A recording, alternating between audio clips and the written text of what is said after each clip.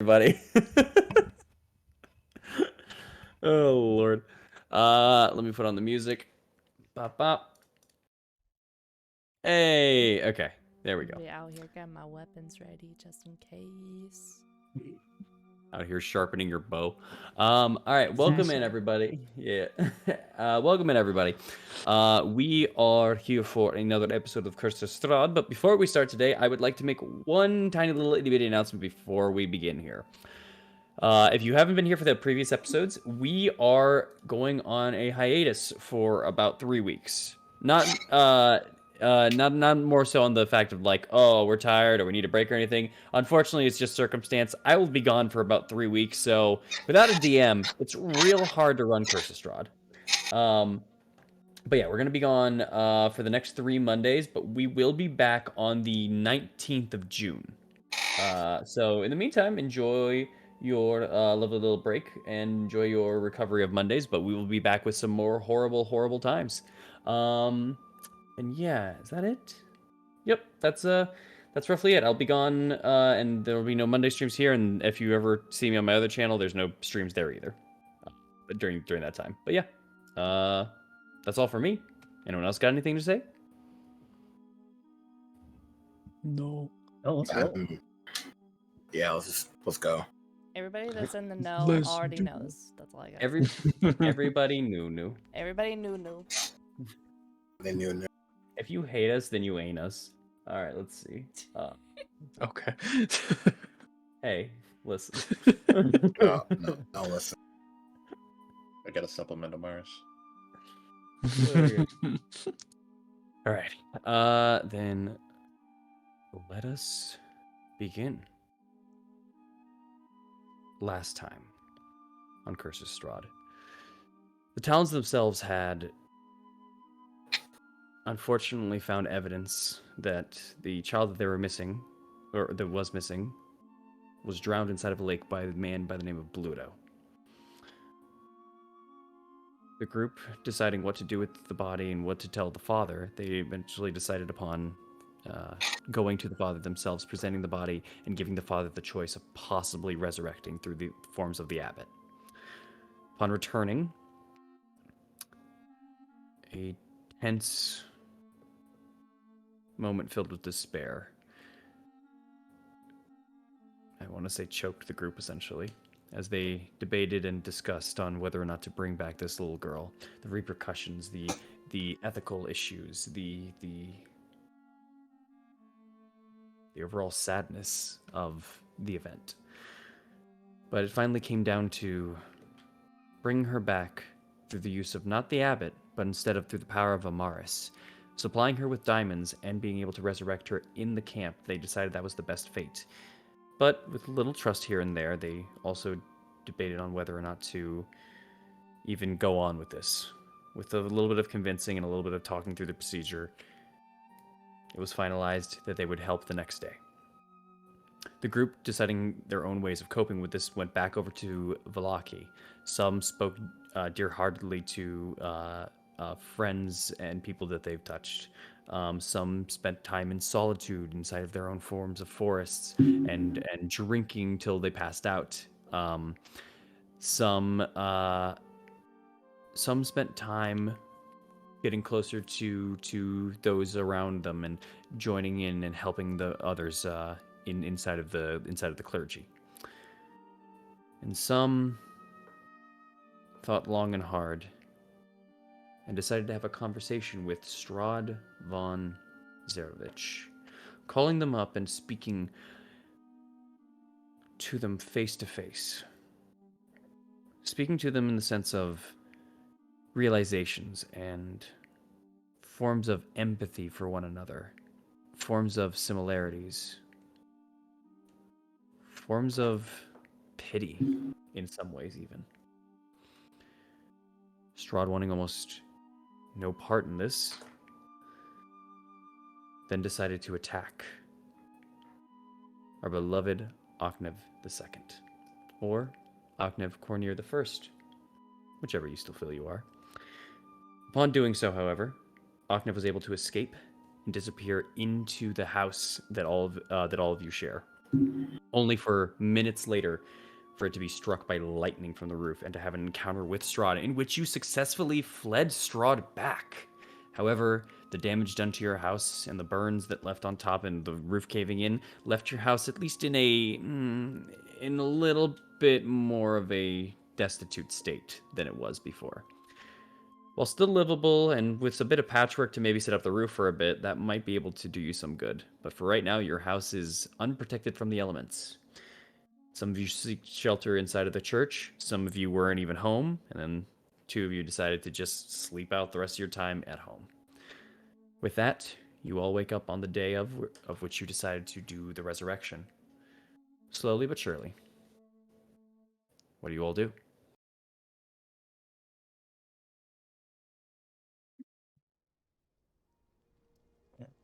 Wake up. What are we starting with? Yeah. I would say if we had to start with somebody, I would suggest Eileen, because she was uninterrupted and it took you guys a little bit longer to like full on get that long rest for those that were in combat, I would say. Yeah. So Good Eileen choice. probably is the first to wake up. And for faux show, long rest, we're good. Yep. Long rest, you wake up, a little bit of hair in your mouth. You kind of have a slight headache as you wake up and you just kind of lean forward. Bottle still kind of was next to you. You clumped up a couple of non-fluffed and most of the stuffing of the pillows like kind of out of them. This kind of furniture that has been left alone to kind of rot, but it served at least as a pillow in a soft-ish floor for the night. But yeah. All right. She's just gonna fix her hair a little bit, wipe any dry drool off her mouth, and just go to the meeting place where they're all supposed to meet up. I'm gonna say probably like right here, because the house is like over here, right? The house is right over here where the marker is. Oh, I'd say since you flew in from the forest here, kind of. Flew in that way. I'd say you're probably found a house somewhere around this area. okay. She'll Yeah. just wait. She'll wait outside the house. Outside that house? Yeah, outside the house that's totally secure and safe. No, I'm asking the one that you slept in or your guys' house. Which one? Our house. Oh, okay. Fair enough. Going there, you are met with a broken roof. It seems that there was a hole inside of the roof. And you can see scorched burn marks on some of the tile that has fallen off and or burned away.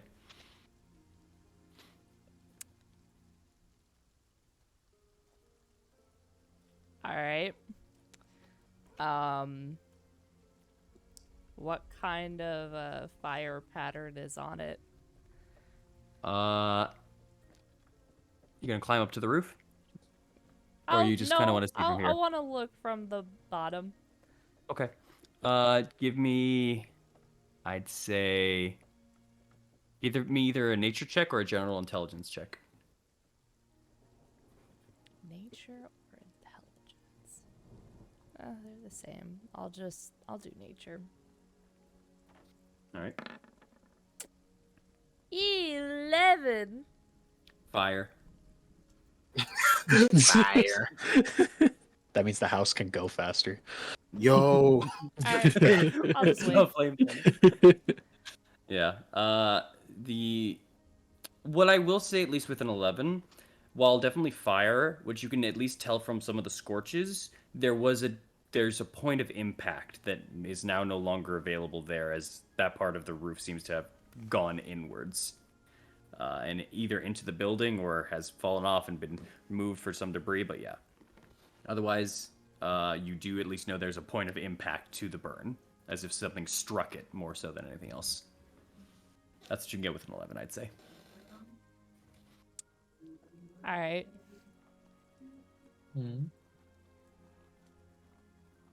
Fair I'm enough. gonna knock at the door now. Morrow and Oknev, the door. There is a knock at your guys' door. Oh, is Oknev at the house? Yes, you both stayed at the house tonight. Oh, okay. Just want to make sure. Yep. You said screw it and just went back inside and stayed in the kitchen, where there's been a little bit of glass debris from where the ghouls had knocked into the house last night.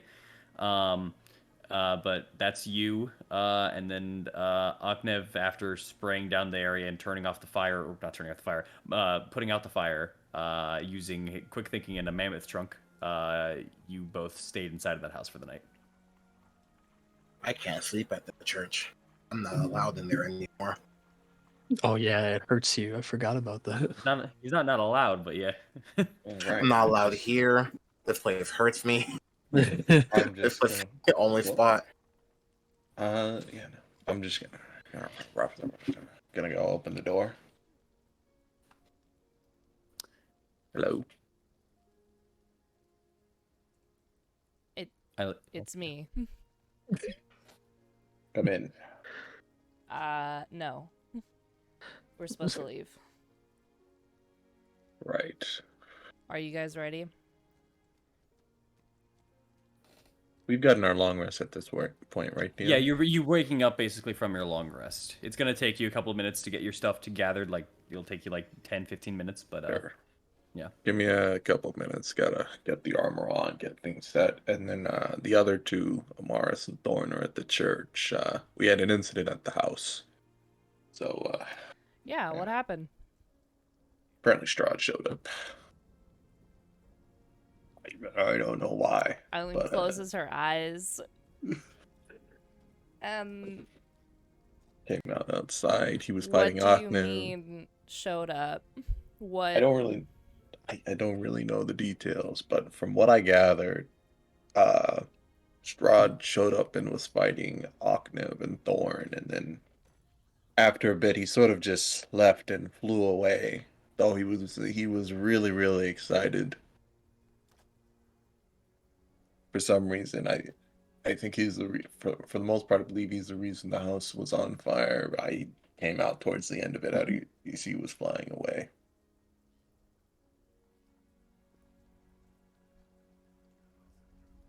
But- Eileen is gonna press her lips together, squint her eyes, and just nod her head.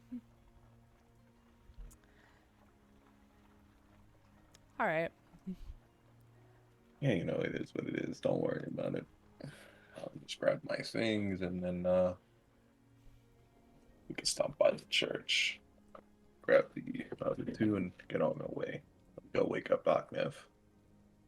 No. Take your time to get ready. I'll meet them there.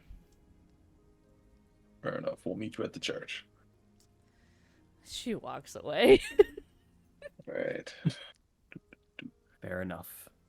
Oknev.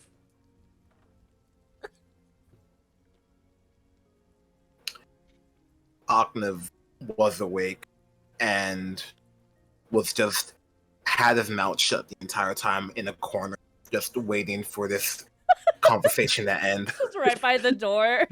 Right by the door, Hiding. just saying nothing and waiting for hearing the footsteps as Eileen leaves and like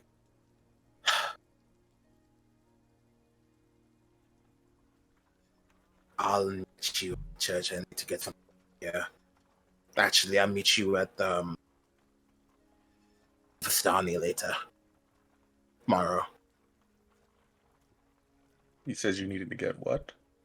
I'll meet you with the Vistani later. I No, have to do something. I have to go get a few things from the town. I see. All right.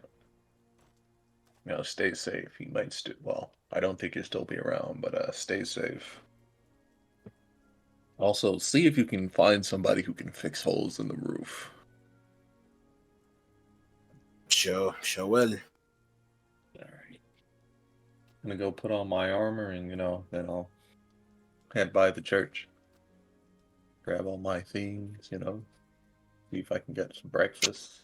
Who knows, man? All right, fair enough.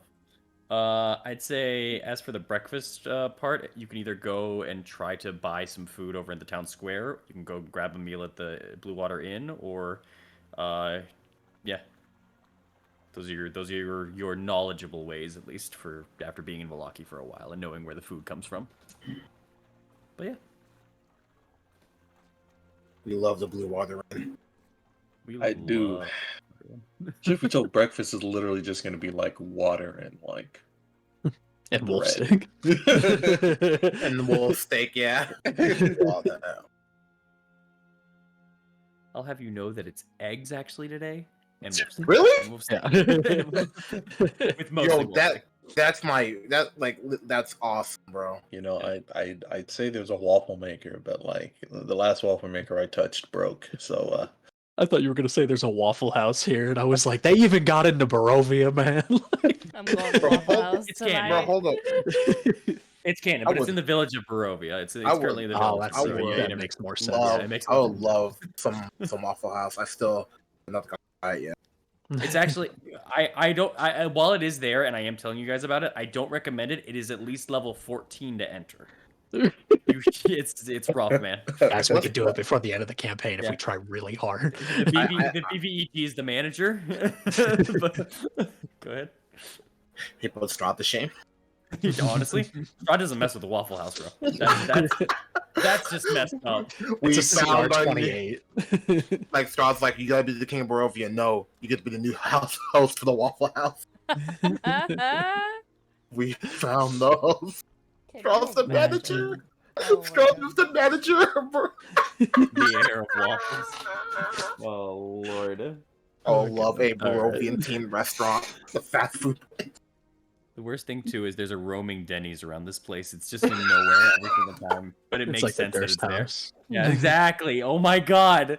All right, we're gonna restart this campaign. I have some new edits. Oh, Uh, All right. all right. Anyways, Yes, continue.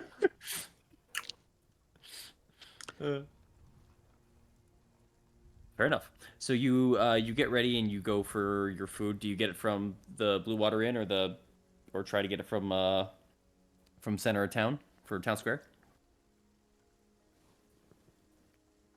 Morrow? Yeah, I'm gonna grab breakfast at just water and bread at the Blue Water Inn, and then Got it. make my way to the church. You get water, bread, and eggs. Easy enough. Pop the silver, you're good. Actually, pop the 5 copper. Never mind. And then with that, Eileen, you head over to the church. I'll say as you arrive over to the church, it's this early in the morning. Milivoj isn't there yet, but you enter into the kind of double set doors, and you see there are some people there that do stay the night at times. Just some people to like set up and sleep. And currently, you see 3 of your buddies there. You see Amaris, who just kind of like you see their hair just kind of fringed out and a little bit messed up as the doors open. You see them pop out from one of the pews, look over, and just kind of give you a nod before like laying back down. You see their it's one of those mornings. But going in further and walking in on some of the other pew sets, you do see a sleeping Ismark and Thorn, who are slowly groggily. Well, Ismark seems to slowly be kind of groggily waking up, but yeah, Thorn's just still in sleep. Eileen won't like berate them with questions. She'll just lean against a fucking pillar and just wait for them. Fair enough. Ismark just kind of groggily wakes up. Amaris is awake, but is just kind of tossing a little bit, and then almost instantly, Thorn just kind of like gets up real quick out of nowhere and just kind of wipes his face a little bit. And you're awake, Thorn.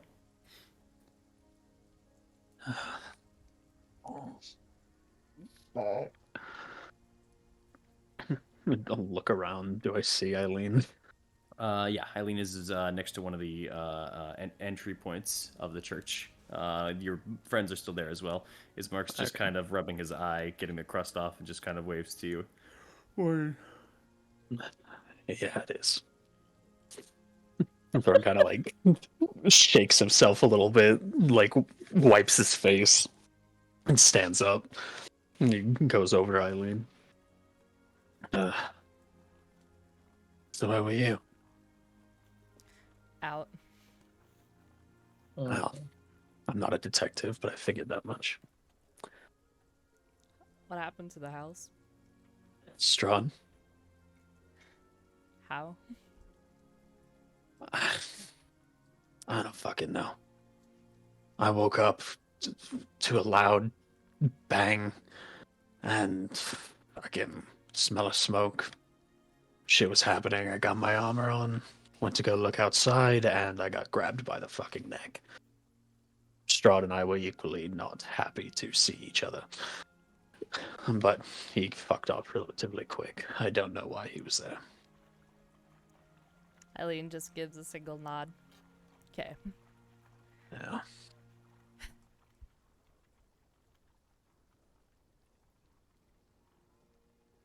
All right. Should we... If I had known that he was gonna be there, I would have never left. I don't really think any of us can predict when he shows up. So don't worry about it. That's the thing. I do worry about it. Well, understandable. You're the one that stayed out wherever all night though. So as long as you're alright.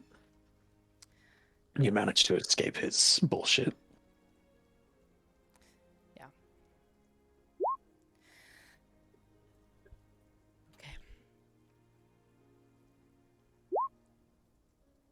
You should get some breakfast. I'll be fine. I'm not hungry. You should eat something, though. Maybe later on. I have stuff to do here. You guys are welcome to take the cart over to the Vistani if you want. I'm staying here. Eileen's probably gonna shake her head no. No, it's okay. Well, cart's at the Blue Water Inn. I'm not going to be using it, so it's either going to stay there or y'all can take it. I am serious about, you know, getting something to eat. You look rough. I feel it. I'll eat something later on. I'm not hungry right now. Too many things have happened. And I need to just get prepared for the day. I need to do something to clear my mind. Well, just let them know I'll be outside. Yeah, I'll let them know.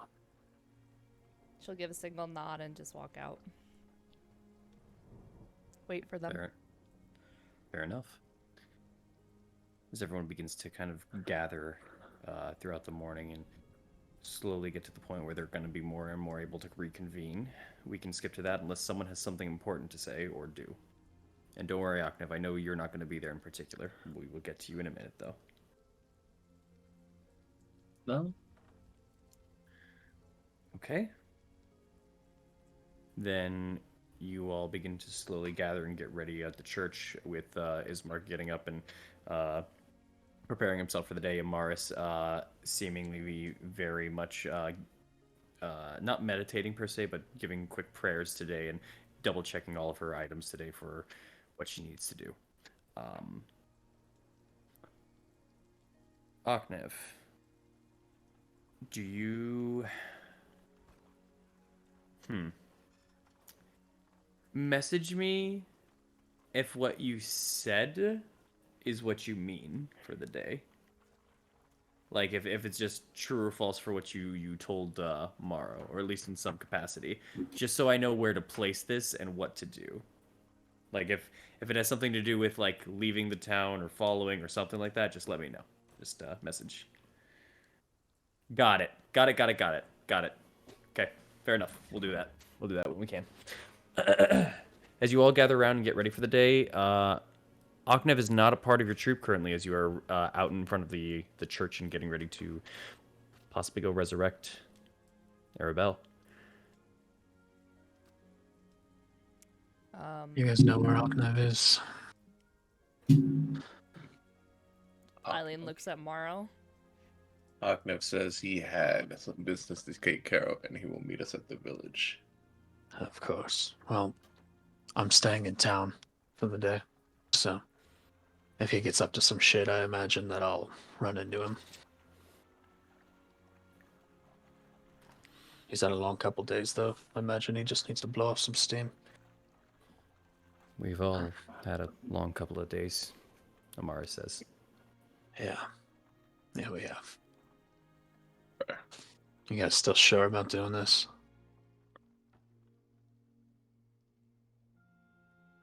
If he wants to do it, we have time. Yeah. For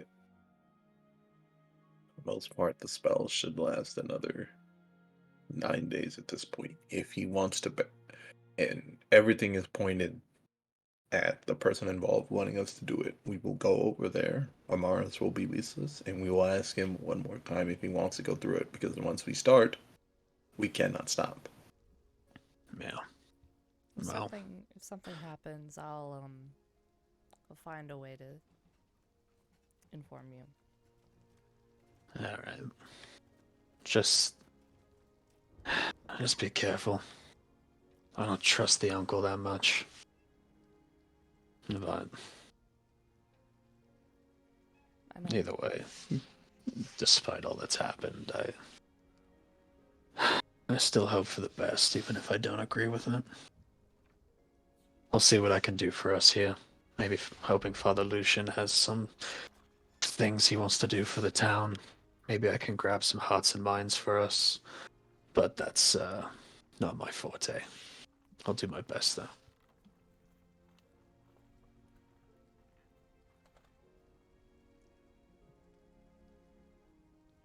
Eileen looks like she wants to say something, but she holds back. And she'll just give a nod and just say, okay, probably gonna head out then. They expect us early. Alright.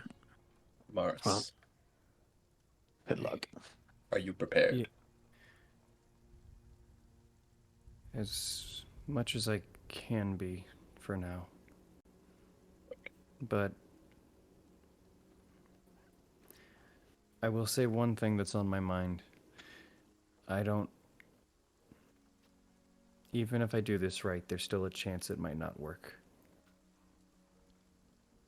Resurrection magic is not... It's not always the safest.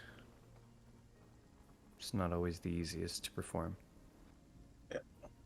I'll try and supplement you if I can. And as she says that, as it almost just feels innate to you, you especially Mara, are aware that when it comes to resurrection magic, the more that one has passed on, the harder it is to come back. Additionally, it's never a full-on guarantee, even when using the resurrection magic.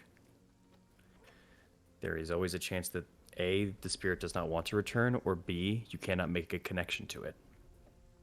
And you can definitely read on Amaris' face that worry has been persisting for the past couple of hours. And that's on top of everything else.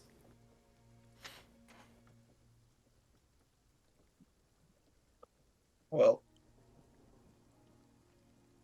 fair enough. Well, at the end of the day, they may not even want to go through with them. So we'll just have to see, but I have faith in your abilities.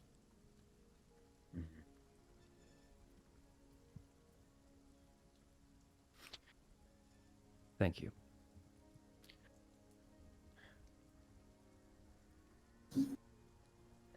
Damn. Left just like that. He just ran off. My man disappeared. Like I believe in you. I have faith in your abilities. So much so you don't even need me. Deuces. You got this. Sorry about that. My Discord suddenly just literally just crashed for a second. No, we understand what you were doing.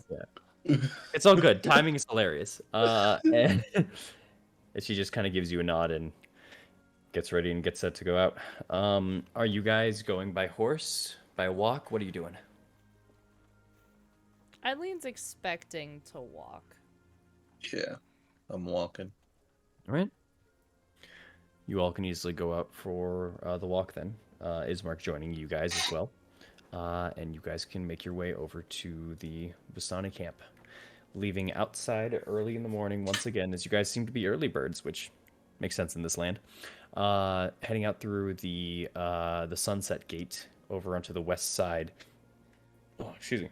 Of Valaki itself, making your way to the makeshift roadways and just foot traffic that you can find, leading southward into the Savage Woods and into the area that you know of the Vistani camp inside. That will be your guys' journey and your guys' path. Now, Thorn. Hello. I just want to make sure of your general area before I continue. Yeah. You said you were going to check out for Father Lucian, and I'm assuming you're still doing that in that regards. Yeah, I stayed at the church. Once they left, I would have gone back to talk to Father Lucian Mm-hmm. and Got it. essentially just said like, "Hey, I'm here. Do you have anything that you want to do or need to do in the town today that I could help with? Maybe give people a better view of us in a more Yeah. contained manner." Right. We'll get to that in a minute. I just want to know your general area. That's all. Yeah. I'm with Lucian. Gotcha. Yeah. Let me do this. There we go. Sorry, just pulling something up. All right. Then I believe we will start with our crew. Yeah, we're gonna start with our crew over here. The ones that are going over to the Vistani camp. Let's see, and there we go. Got it. I helped this out. Oh, you're not the only one. Yeah. Oh boy. All right. Passing through the trail once again now on foot as you guys are walking through. Let me see this. Okay.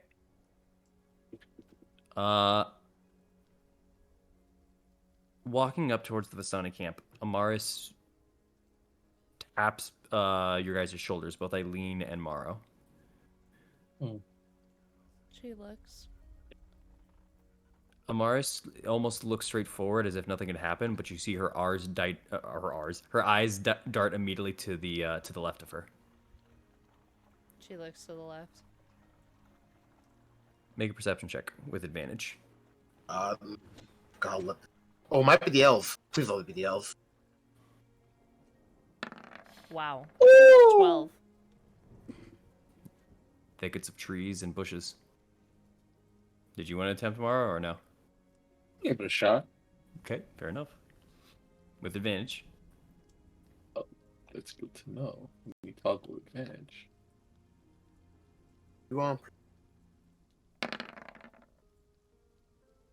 1-1. There you Wow. go. There you go. Nice. With a 21 total, hold on. That is correct. You're able to see that, yeah, she was pointing at a person. There is what apparently seems to be a person kind of dressed in a lot of browns and green kind of full coloring.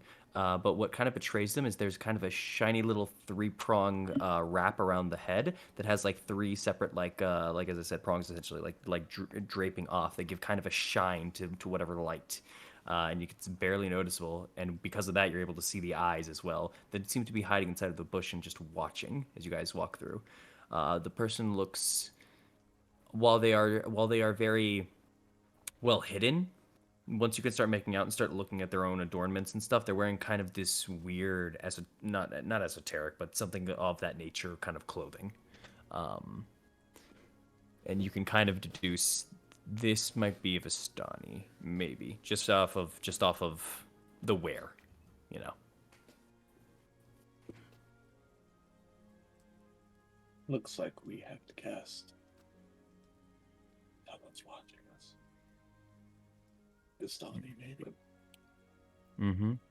Amaris just kind of reconfirms, just with a little hum.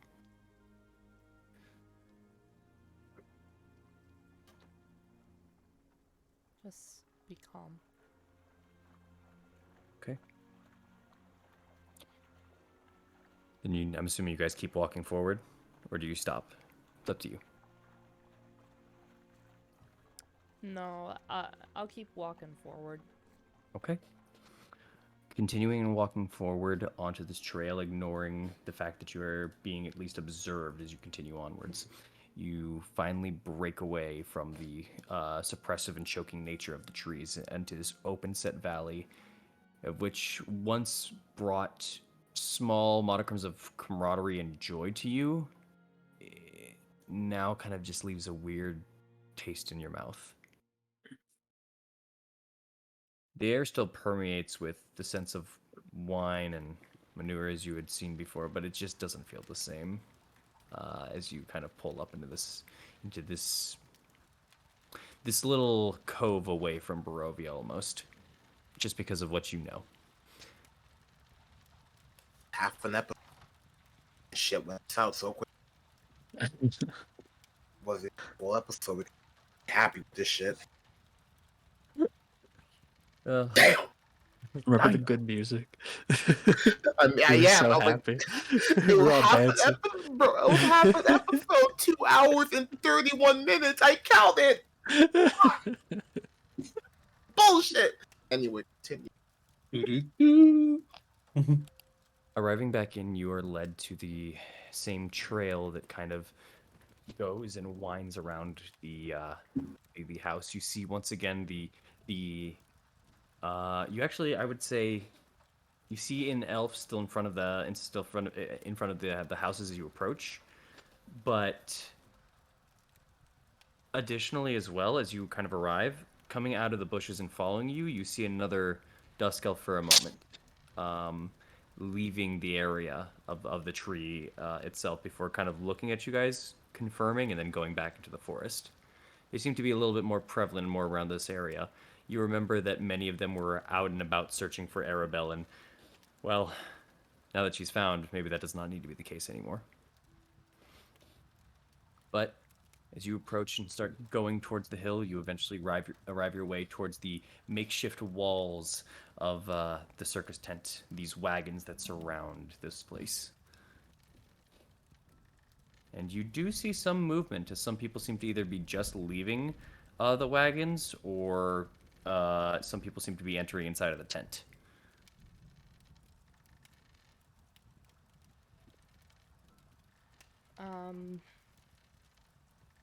I guess we should just make our way there. Let's just get this over with as quickly as we can. Before we do, though, as we sort of make our way in, I want to take stock of the mood it gives us as we're looking around. Mostly because it sort of gives us as we're sort of looking around. What is the consensus? Make an insight check. Yeah, And if you also wish, I will also allow additionally. Like, how are you getting sneaky with it, or are you just trying to? Are you just trying to just wherever you are, just try to see if you can pay attention, or are you deliberately trying to like move towards conversations or whatever the hell? I'm trying to pay attention. I'm not trying to listen into conversations because obviously I'm assuming word has spread about what is going to happen. Uh-huh. And like these people are like, okay, either this works and they're great, or they're trying to screw us. In that case, they might fight. I'm trying to see the stock of, okay, do they believe in us? Are they getting prepared to fight? Like, what is the mood, and like what is the sort of feeling going around? Okay. Roll me an insight check, my friend. I want to use Let's all the go, Mara. Fuck. Not bad. It's not No, bad. not bad. Not bad. A 14.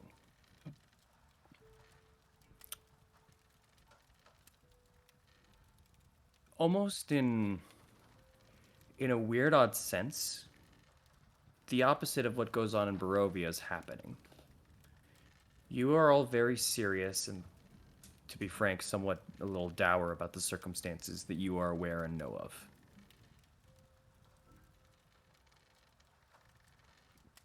But there are many people in the camp that don't share your worry, your fear, or anything of that sort. Instead, there appear to be there appears to be a sense of still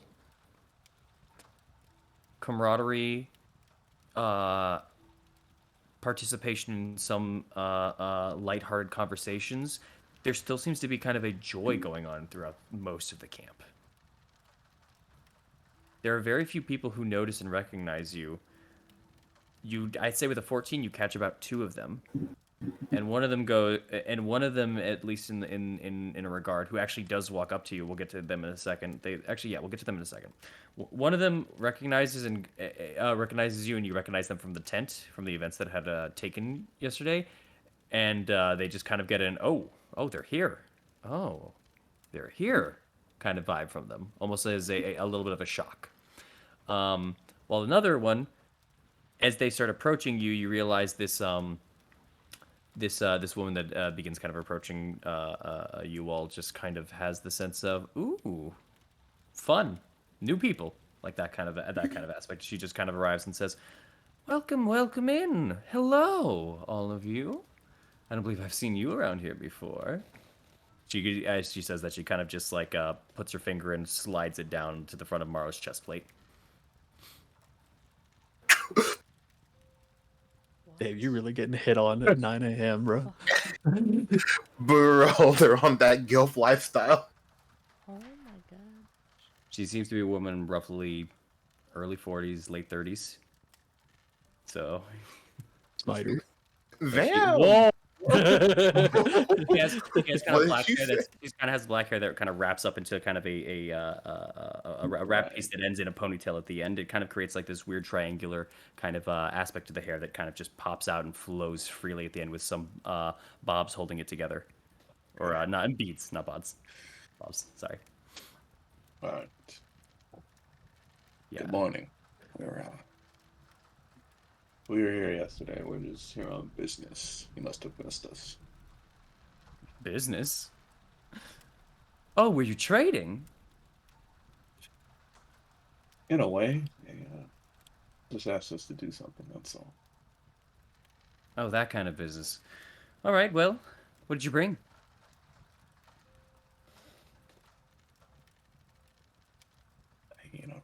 I don't want to ruin your sort of mood, but we were asked to look for. I'm just gonna get real quiet before it. We were actually asked to, find their rebel, and we found her. But I don't want to. I don't want to really. Oh, that was you guys. Yeah. Okay. Yeah.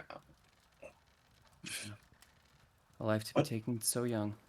That's a shame. Mm-hmm. It is a shame. Well,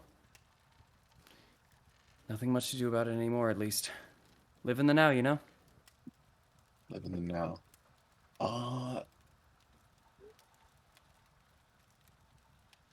As far as Mm-hmm. I have been meaning to ask. Mm-hmm. So I do have. I don't know if this would be interesting, but you'd be interested. But I do have. I guess in the. Actually, Blurt, before I say this, so the Yeah? black ring that I have. Yes.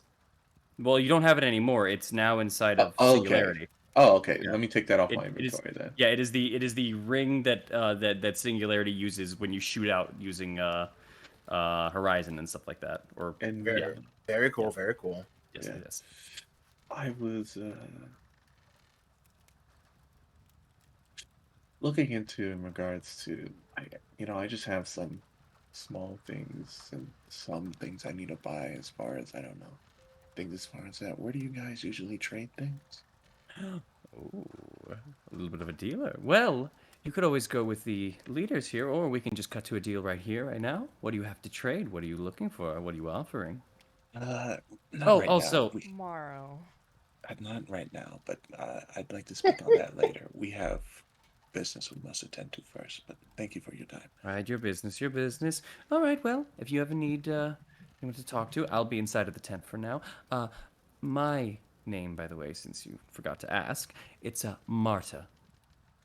And what is your name, lovely? Morrow. Morrow King. Morrow King. Good ring. Well then, good luck with your business. And she kind of just gives you a kind of double tap under the shoulder and just kind of as she kind of passes Eileen and Amaris and just kind of looks at them and just kind of and then he moves on forward. Not the pick me. She said that. Bro. I finally found out what that meant like Okay. days ago. You've All learned right. of the pick me girl. I've never knew that term. Okay then. Well, Mhm. shall we continue? Yes. Also, that is quite. You know what? I'm not gonna say anything, but that I don't think you should say that about someone.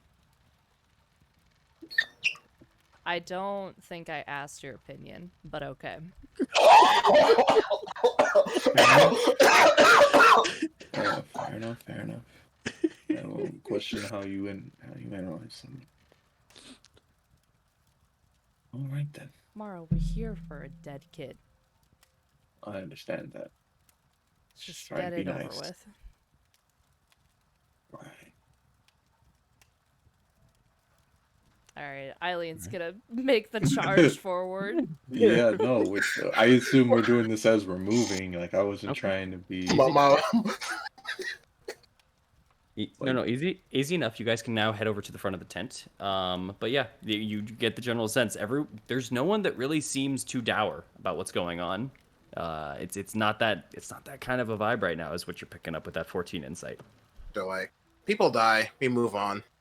Life happens. Mm-hmm. Live in the now. Living now. Live in the now. No. Yep. With that being said, you all begin to kind of get towards the front of the tent, and you immediately see and recognize and remember the smoke, which right now, this early in the morning, not apparent, barely not apparent, but it seems like they're getting ready to start again lighting it up. But as you look inside, you do recognize a familiar face. Erigal seems to be inside, kind of either directing or telling someone something before the fire itself, before their head just kind of turns over to the side and spots all of you. And then they just kind of pat kind of onto the shoulder, say something to the person that's starting up the campfire, and walking up forward towards you all. Look at all of you. You all arrived. Yep. I will be honest, I was only half expecting it. But it is good to see you all, and today we get ready to perform a miracle. Well, attempt to. Mm-hmm. All for the measly price of 500 gold. So, what do we have to do? You're the master resurrectionist, as he points over to Mars. I have to see the kid, and I need to spend an hour with her while I perform the ritual. Is it an hour? It is an Yes, hour-long it is ritual. an hour-long ritual, dog. Y'all gonna be chilling here for a bit. Yup. I should have dropped inspiration for Mars. Oh, well, it I lasts 10 should've- minutes, but still. Yeah, but still, I didn't think about that until like, oh, it can fail. It can fail. Well, yeah. Well, for also those that don't know, I do apply very similar to the Matt Mercer's rules of resurrection, in which there is a role that goes for the body. The body has an innate DC of 12 to come back, and when the ritual is performed, 3 individuals can help the resurrection and persuade or command or however they may choose to bring the soul back. It doesn't have to just be through charisma based such or as such. And in doing so, they can lower or raise the DC. Then there's a roll. Also, additionally, with that base 12, if a person has died before, it goes up by 1. That is also for the longer resurrection. For shorter resurrections, it's different, which is just the roll. But yeah. So, yeah.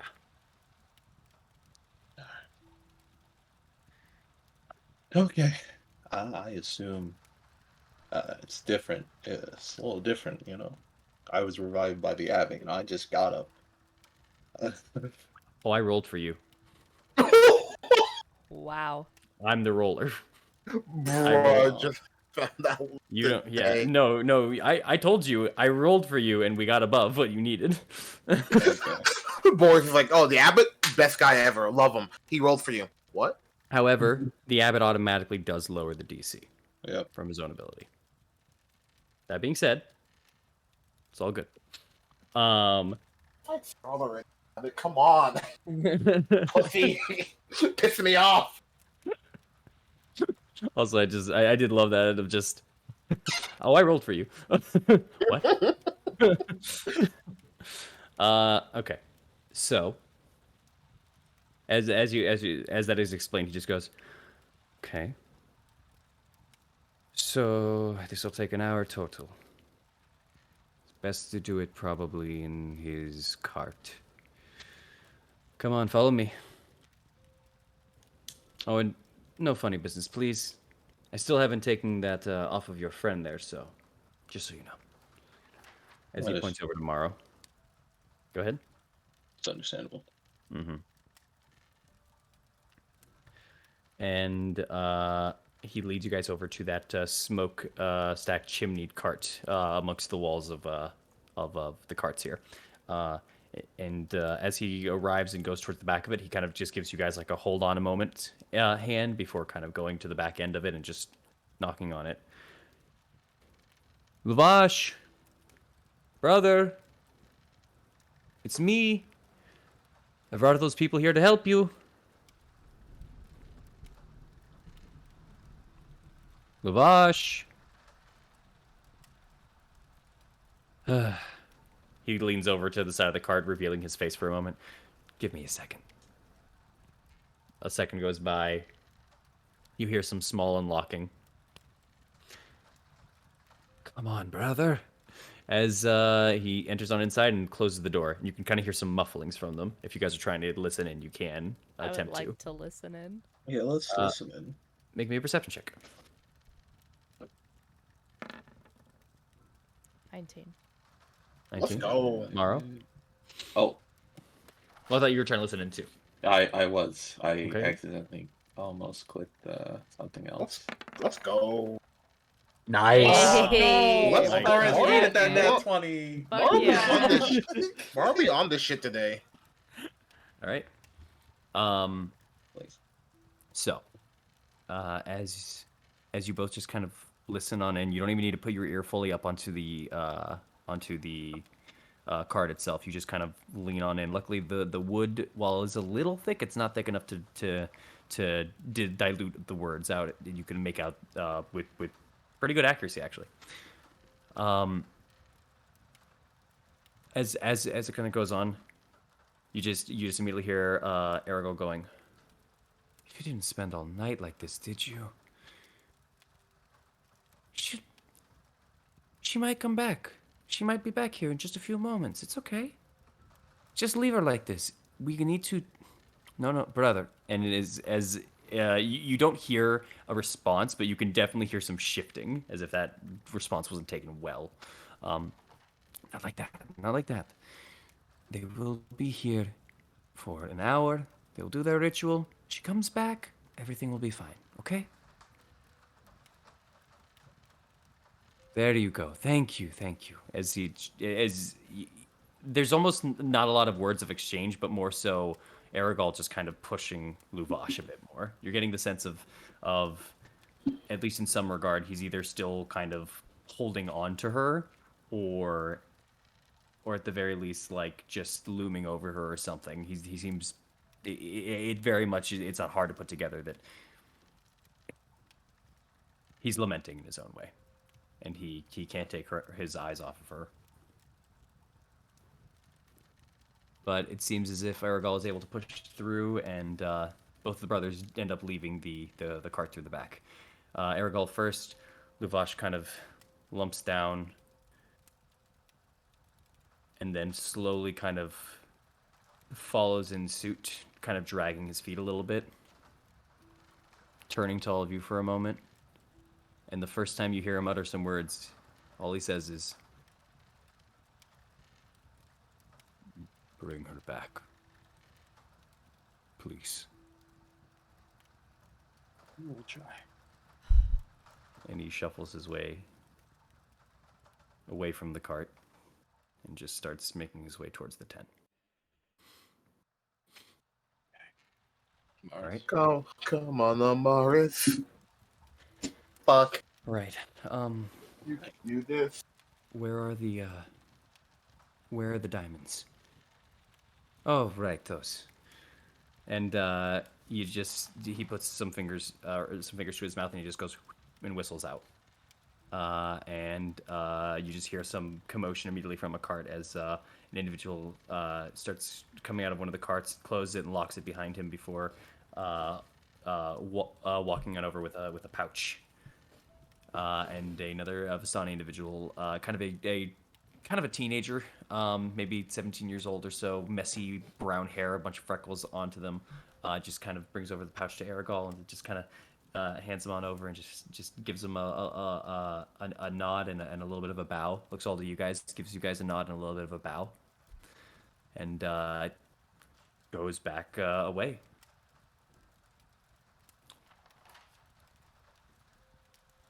Don't mind him. Cute kid. Mute. Here's your diamonds.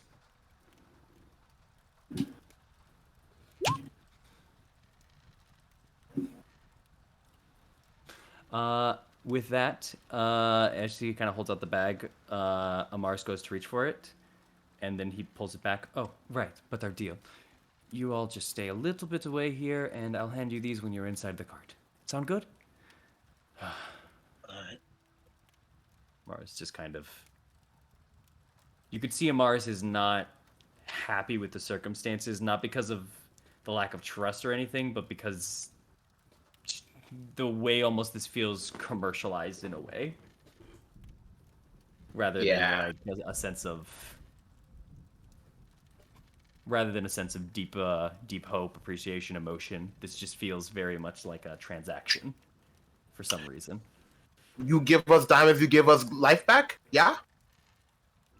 Okay. Yeah, that seems how she feels, as if this is being treated, and that seems to be irking her a little, before she just kind of growls a little bit and goes into the cart before grabbing onto the diamonds.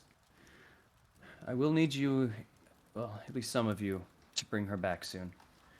I recommend the father, and if anyone else is willing, anyone that knew her or anyone that wishes to call her back, someone she'll listen to.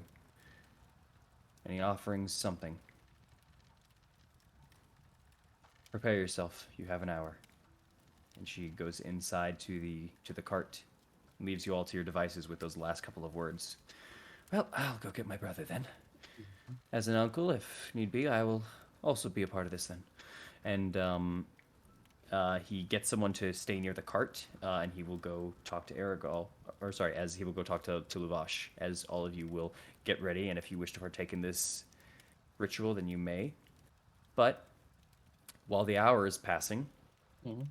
I feel like we're going to take a quick skip over and go to our boys over in Velaki. So sweet. Yep. So we. Make the hour be real. Let's see. There's a dead kid. Fuck. What a bad rhyme. What a quote. This felt really bad. Put it on a shirt. there's a dead kid. Fuck. parentheses to the tune of "Come on, Eileen." Yeah. That's so messed up. All right, so as we travel back, back, go I ahead. make jokes to cope better. I'm sorry. Honestly, that is a legitimate way to cope. It's Yeah. a defense mechanism. Oh my god. So as it is now, as we have left the two Velaki boys in there, I say we go over to Aknev first, unless you guys have, either of you have, if any of you want to go first instead. I Go think ahead. Dawn should go first Think because Dawn should go I first? fucked up a little too much. So I first. Okay. Then Thorn. Do you have any problems with that or no? I don't care either way. Okay. You watch as the group makes their way towards the Sunset Gate, and you just kind of keep an eye on them as they leave for a moment. You see them go past the gate and farther until they're but specks in your sight. What do you do? Like I said, I go back into the church to talk to Father Lucian. Fair enough. Father Lucian is kind of preparing this morning for his later in the day sermon, as he is a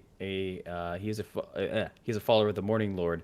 However, without much of a morning here and a showcasing of light for the sunrise, it seems that he at least waits a minute for the other participants. But you easily arrive in there. You see Yeska's starting to get ready and get hard at work today as well. But you can approach him easily, and he just kind of greets you. Hello. Oh, hello, Thorn. I believe you all slept here last night. I saw some of you in the morning. Is everything all right? Not exactly. We kind of got rendered homeless a few hours prior. So, imagine a few of us will be taking refuge here again, if that's fine. You are always welcome. Thank you. This place is a safe haven for those who cannot always hold themselves. So, if you or any of your friends need it, you are always welcome here. Appreciate it. That being said, the rest of the group, for the most part, is gone today. They had, without me having to explain everything, a job to do. So, I figured, with everything that's happened recently, I don't really know what you've been doing in Velaki. Trying to help out, or if you've been trying to help make our name better in any way, but I figured if you had anything to do, maybe I could help you. Maybe having one of us around, if you were to go out and about and do things, maybe people would, I don't know, get a different perspective on things than just see us wandering into town soaked from whatever battle we just came from. There's kind of a not a wide eye, but the eyes do open a little bit more, and there's a kind of scrunching of the mouth and like a interesting. As he just kind of goes and finishes his nod before turning to you and saying, "Well, I do not. Sorry, I was not expecting much of this today. I did not have anything directly in mind besides our usual. But if you're looking at least to help a little bit of your image, or something of that sort at least, I could probably scrounge or find something. Because I will admit, your image was not doing well, but maybe a few weeks ago. Yeah. It's gotten a lot better. It's gotten a lot better. And that's also possibly, or a little bit not fully your fault. Outsiders have never had good standings with the people of Valaki. Yeah. They know I each other, understand. they know themselves, they stick together, they stick close, but in these most recent days, it's a little tossed up of who you can trust. We default back to our own brethren, but we are quick to judge you, maybe a little too harshly. Yeah. Don't get me wrong, I understand the whole outsider perspective. I think no matter where you come from, somebody's always gonna be a little bit wary to somebody that they have no idea where they came from or what they're about. Mm-hmm. But it's not that I'm necessarily trying to make everybody trust us, because I know that's kind of impossible. Mm-hmm. I want more people to trust in each other, I guess, and have at least some faith in us more than trust in the fact that what we're trying to do is for a benefit and not just for whatever they think we're trying to gain. And what are you trying to do? Well, for one, to obviously take down Strahd, but I Mm-hmm. feel like that's just a very generic thing everyone can get behind. Ever since we've been here, every place that we've been to, whether it's the village of Barovia, here, Prezek, even the Marnikovs out in the winery, everybody's just kind of stuck to themselves. Everybody kind of looks out for themselves, not really not really a communal country as I've seen. And I would like if there was any way, maybe for what we're doing, we could change that and be able to have everybody rely on each other a bit more instead of continuously putting up walls.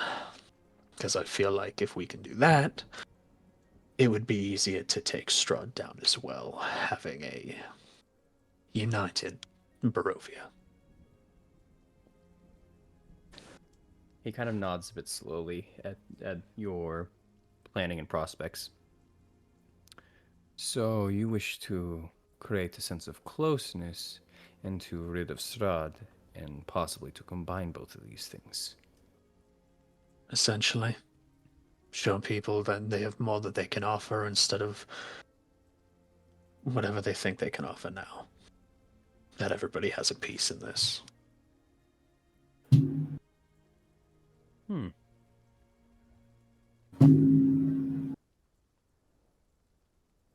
A just dream, a hopeful one.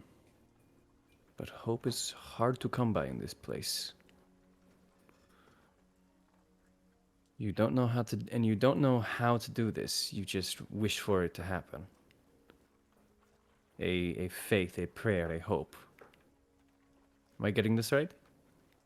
Well, there's a little bit of talking involved, but Mm-hmm. I know I'm making it sound easier than it is. I know this is a very difficult prospect after centuries of just cracks sown amongst everyone in Barovia, whether it had to do with Strahd or themselves or the Vistani or anybody else that you can come up with. Somebody has blame laid somewhere. But I feel like, given recent events, especially here in Valaki, I feel like some may be a little bit more open to the prospect of the fact that they could harbor some type of change instead of waiting for somebody else to do it for them. And what change can they make?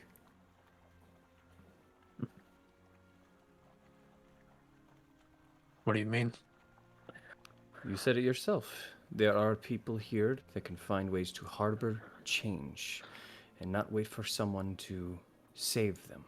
What can they do? What change can they make?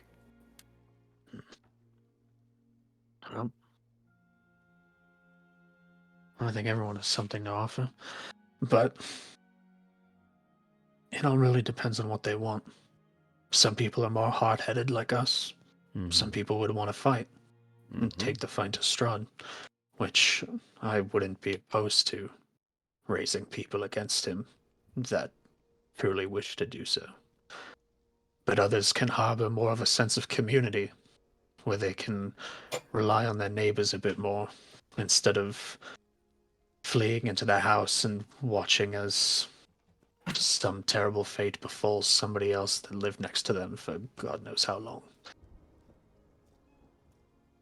I feel like a sense of community, a sense of pride in not only oneself, but the place that they live in.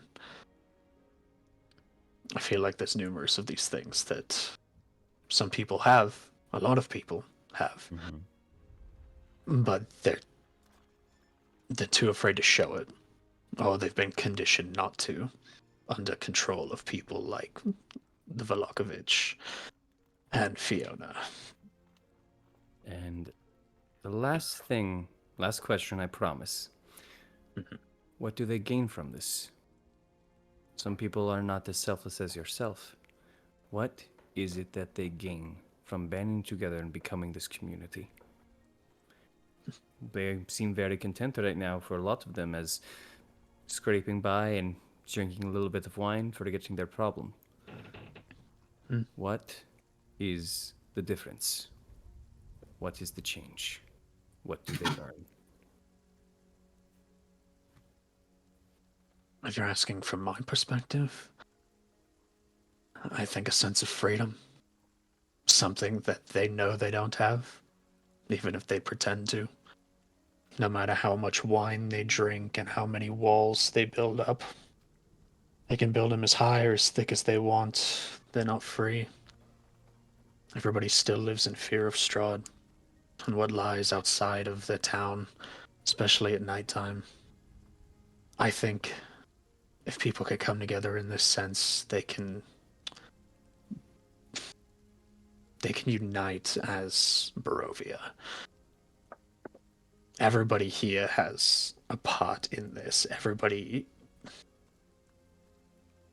you are all the people, and in turn that makes you the land. You need each other to survive. Strahd wants everybody to believe that he is the land and that he is in control of everything, but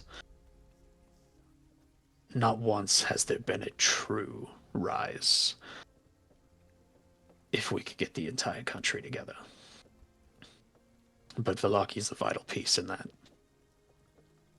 And I think if they understood that some amount of freedom is on the line, of making their lives better and possibly being able to wake up in the morning and put on a real smile instead of faking it for hopes that some tragic fate doesn't befall them, I think people would be willing to actually change. Could be a pipe dream, but I've gambled on worse. I think you finally have now what you want to say to everyone else. Refine it a little. Think about what you've said. I think it'll make a good speech. But for today, as it will take also wrong accent, I apologize. For today, as it will take a bit of time for you to get that ready, I have a couple of prospects for you. If you wish to be in the public eye, the stand is always there. We never took it away. I do not have any speeches planned anytime soon, but if someone was to go up, I can't imagine that they wouldn't listen. Along with that, I have a couple of errands to run. One that I feel would work very well with you and your group. And of what you spoke of this unity. Not the full-on Velaki, but I was hoping to at least send over a brigade, seemingly for some supplies, or at least for an understanding of what is happening over in the village of Barovia. We have not had contact with them for over months, And as far as you have said before from your escapades and your groups, things are not looking well there. And Yeah. this plan of unity that you have might be helped a little bit. I wish to send a little bit of supplies over there, see what's going on. So that might be something you and your friends could do. With that, that sounds like maybe not for today. Don't know about you. Otherwise, Right now, you just got me. which is more than enough. We do have a couple of things. First things first, we have been having people go over and repairing damages to. Excuse me. Repairing damages over to homes, fixing up broken glass windows, uh, keeping up with barricades, making sure the surrounding area and the fence itself is reinforced. We also have been, well, and he thinks for a second. Have you ever worked on a farm before? Well, a little bit over at the Monakovs when we had some downtime. That's about it. Good with animals? I'm good at driving carts, not really doing things with animals, but I can try. Well, we have some farm work if you're looking for it. Just some small bit of egg collecting, just feeding some of the pigs, things like that. If you are looking for reconstruction, we can do that as well. And if you're looking to at least bring comfort to people, I do have a couple of people I wish to bring some clothes to. Any of those three sound like they're for you? Maybe the clothes. Maybe getting a little bit more personal will help things in the long run. All right. Then I have a couple of deliveries to make today, or should I say you do, as he goes over and starts walking and he kind of ushers you to follow him. He goes into one of the storerooms. You remember this room is the room that Stella and Victor met for the first time after all the events that had occurred. Oh, in the shed area. Yes, yes. Yeah. Which there was a bunch of boxes and barrels all around, and he goes over to one of the boxes and he kind of opens up and moves to the side, and there's just a plethora of clothing that has been, as you can see, there's restitched marks and patchwork and stuff like that. It seems like a lot of resetting of clothes, like some sew work and stuff. And he kind of looks through. He kind of counts 1, 2, 3, 4, and then he kind of puts them all into a little satchel, which he then puts around you, and he says, "So, I need you to deliver to these at the moment. There is going to be 4 houses you need to hit on towards each of the corners. One near the ranch, one near the," and he starts going through the directions and kind of giving you where to go.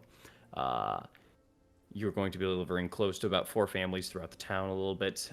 And additionally as well, part of your personal part as well, all you need to do is deliver the clothes, but he encourages that if you see someone in trouble or if you see someone like with a plight, to converse with them and see if you can help talk them through it. And if they need anyone, the church is always willing to help. These individuals that you're handing the clothes to in particular are people that have sought for help, but not actually have contacted the church itself. They've just been people that have been struggling, and their struggles have been made public. This is a general donation, so he warns you some people might not accept you and or the clothes. Fair enough. Yeah, Okay. especially you once again being an outsider. Yeah. All right, I can do that. fair enough. So, All right, so is that what Yep. he has for me? that is what he has for you. If you want to do, if you wish to just do that for now, I will do that, but I want to ask you something first. go for it. As he's like What is giving me the clothes and everything, I'm gonna say, Father, might I ask you a religious question? No, Or I guess as close to one as possible. no, of course. Go ahead, please. Okay, thank you. Let me ask you a religious question. No. I'm not a father. I don't bring that into here. Do you know how political people get with that? This is what a tax write-off, my friend. Entire church. There's been a lot going on recently. Not just befalling our group, but considering I'm here, just plaguing me very much so. I can only imagine. You all have been very hard at work since you came here. I was shocked at the prospect that you wanted to do more when coming over to me. Yeah, I'm just trying to get my bearings right now. But I'm curious. I don't know if you have any answers to this, but I had a dream last night. Mm-hmm. In the dream, it was darkness.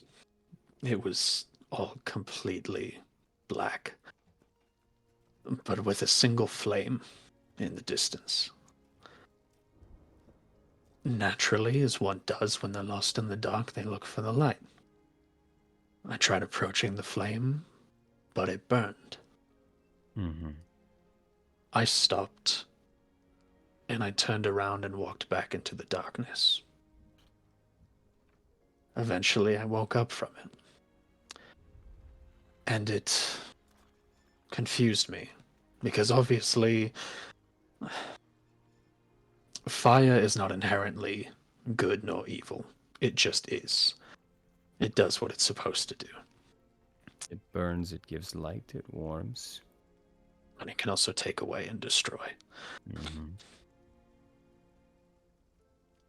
He just gives Do that you nod. think Good. do you think I made the right choice going back into the darkness because the fire burned me? Or do you think I should have embraced the pain?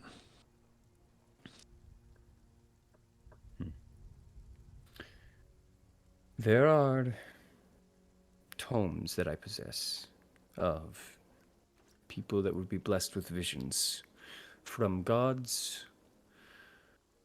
and more specifically, Lathander. The visions were not of straightforward answers. They were not of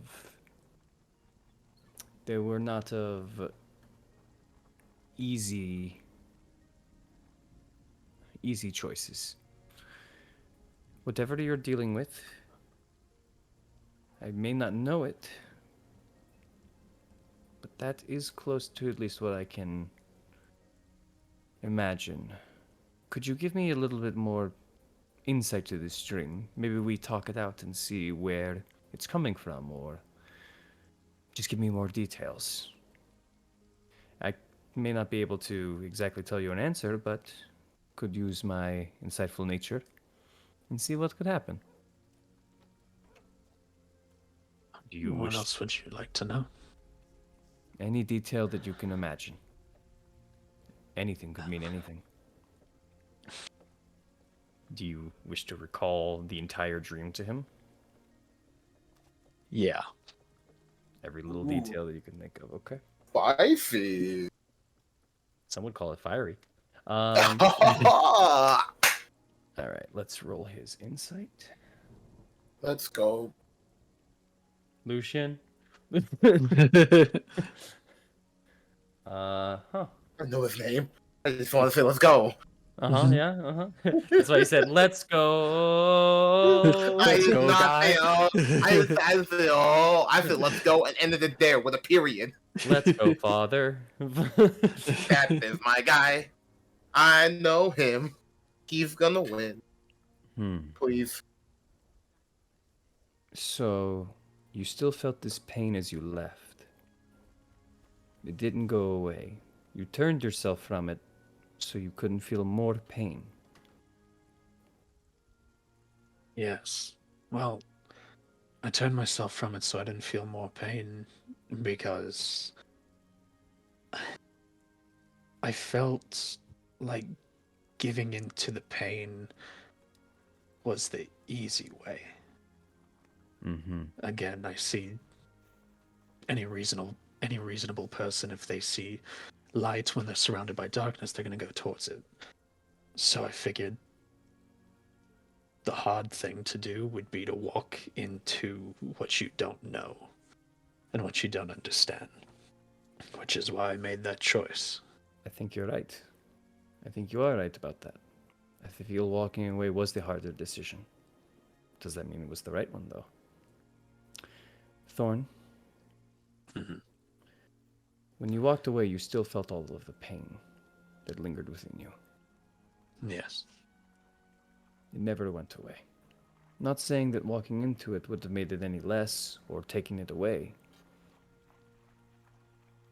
But you walked away from whatever this source this pain was. Is there something you're currently walking away from right now, Thorn?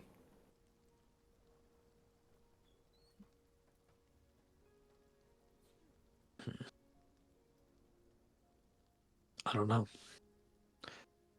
Is there something that My hurts you? Something you wish to not face?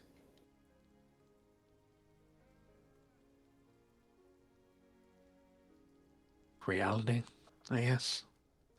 Mm. Ever since we came here, things have bogged down my mind in a ridiculous manner. From facing whatever nightmares that we have to fight to just moral dilemmas. Going home, I don't feel like I have a place where I came from anymore. And I don't know if I'm happy about that or if it scares me. But every day we spend here, the more we get closer to whatever the ending of this conflict will be. It hurts more and more. And even if it was over and you went back, you don't know what to do. Right. So the easiest thing for you is to walk away from it. I think so. How does that make you feel? Does it eat at you? No. Well, yes and no. My entire life, I have had very little choice in the matters that pertain to me. Since my parents died, I was constantly thrust into positions that I didn't necessarily hate, but I was needed there. I was constantly needed, and it was very rarely what I wanted. And the one person that I had that I wanted to do things with, she left. And so, turning away from the pain, as much as it still hurt, I guess I felt like I finally had some modicum of control. Like I was doing what I wanted for once, and not what was required of me, if that makes sense. But you've ended up being required, he just kind of leans into the word, all over again. Yeah. Don't mind me for my bluntness, but have you truly made the choice? Or have you just not chosen and let that be your choice? Oh.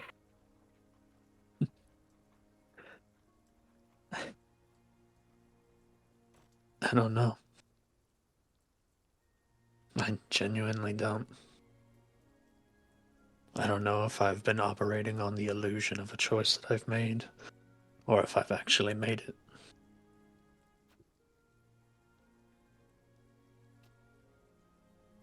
I can't answer that. Well, I say think about it, and think about that dream, and I think you'll find your answer.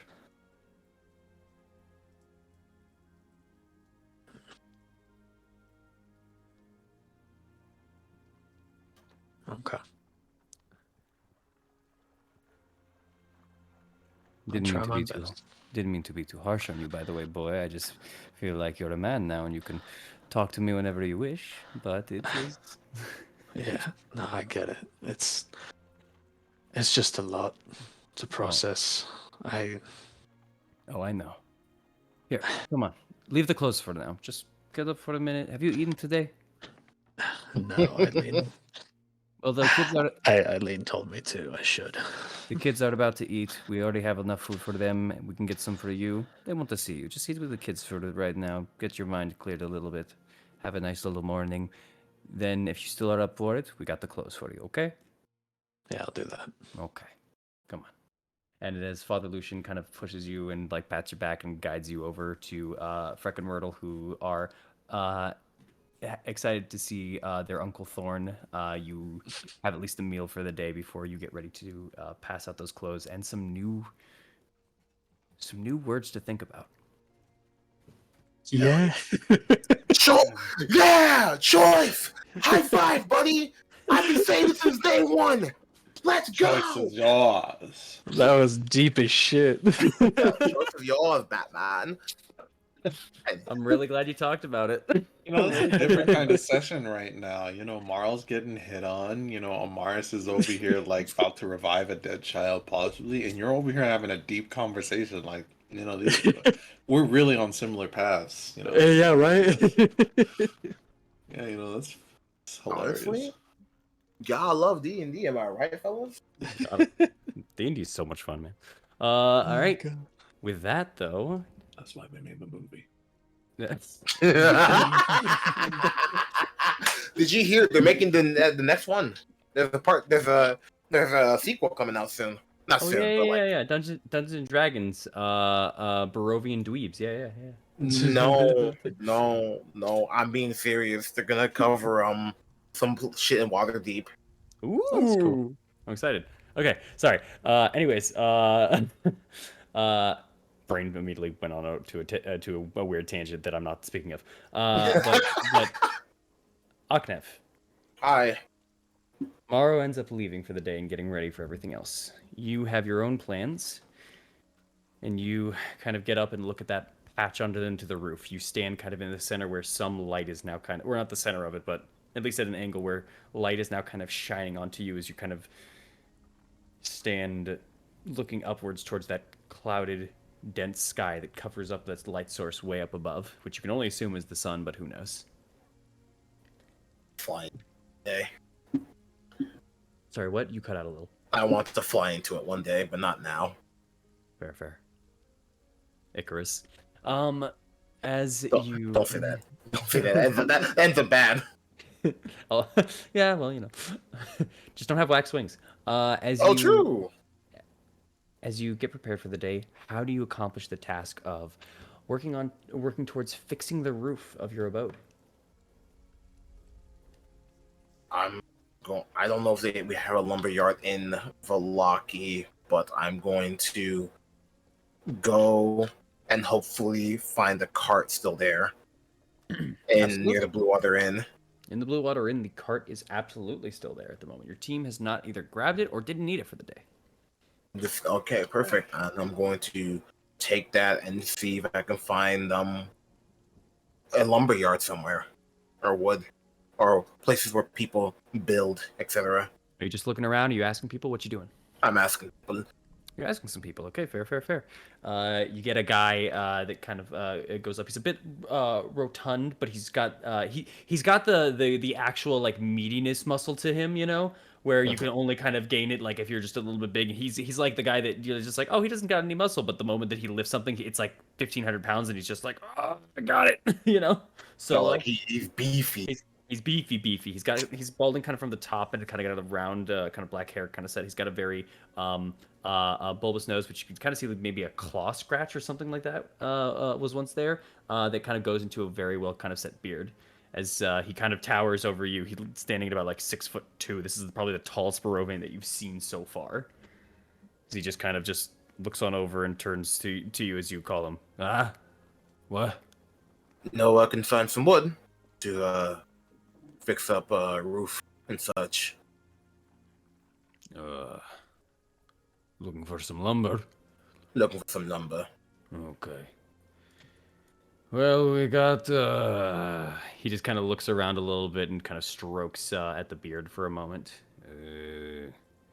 We We do have some piles of scraps and broken pieces if you're looking for a little thing. You know, you're looking for like a big problem fix. Big hole. Big hole. Big hole. Okay. You probably want to get some over from the stockyard. Right then. Yeah, Appreciate it. no problem. They will be as he just kind of starts looking around, getting his bearings, and he kind of points over to the direction. But you do know where the stockyard is, easily enough. Yeah. You good? Yeah. Huh? Yeah. Let's go to the stockyard. Oh, Alright. wait. He's talking to me? No. He's just like, well, good luck. Is all he's gonna say. It's all good though. Okay. As he kind of leaves you, you make your way on over towards the stockyard here in Valaki, which you have been to before, a couple of times. You've made a little bit of trouble here, but luckily for you, you have, as far as I can at least remember, you haven't been caught. I have not been caught. No. But easily you go over to the stockyard and you find that there is kind of an elderly woman kind of out into the front. You've seen her here before. She seems to be 60s or so, kind of graying a little bit of hair. As she sees you approach, she just kind of like was kind of leaning forward and kind of looking out, just looking out most absentmindedly into the sky. But as you approach, she just kind of gets up and kind of dusts off either a kind of an apron or something that she kind of has that lays out and covers the main front of her and her dress. Is there something I can help you with? Looking to get some lumber to do a DIY project back at home. If you could help me out with that, show me where I can find some. Of course. We have lumber set up in the sheds. How much are you looking for? How much would I need to fix the roof? How much would you need to roughly fix the roof? Intelligence plus carpentry. The one to a proficiency I actually have. Yep. A real thick. Oh.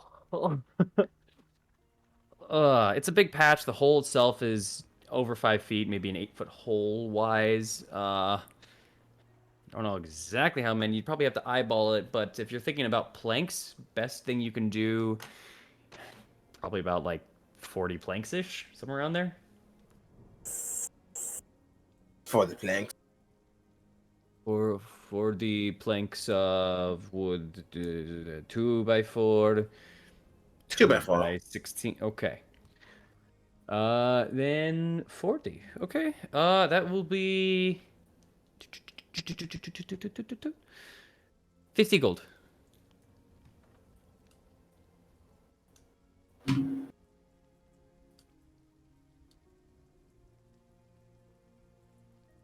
Okay. Yes.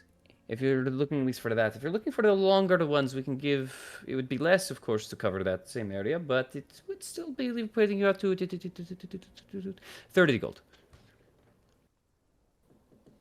What about the longer ones? I can cut them myself, right? And like make them fit down the line. Yep. But if you, that's if you don't fuck it up. I won't. Honestly, bro, you're a carpenter, bro. Do it. All right. Can we Mm-hmm. can we do 25 if we buy so many in bulk?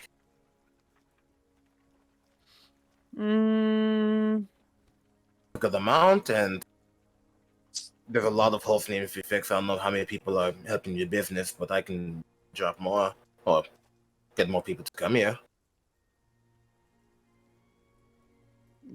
People already come here for the wood. You're going to have to do better than that. How about...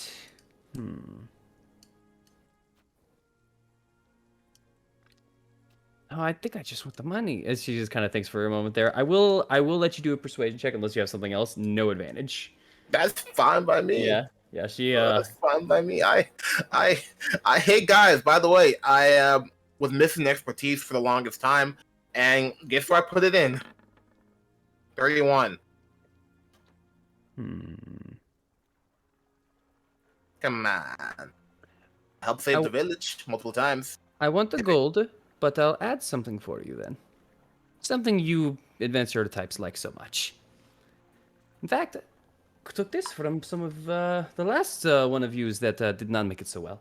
As she pops out and just throws a bag onto the ground there. This was on one of your old pals back in the day. How about this? Send them palace, but open the sack real quick. You open it up. Yeah. She immediately goes and just kind of and tries to slap your hand away from it. You're not gonna tell me what it is? There's The a mystery bag. sack. It's a bag. I'll throw it in the bag. 30 gold. Just a This bag is still nice. It's worth 5 gold. It makes up your 25 difference.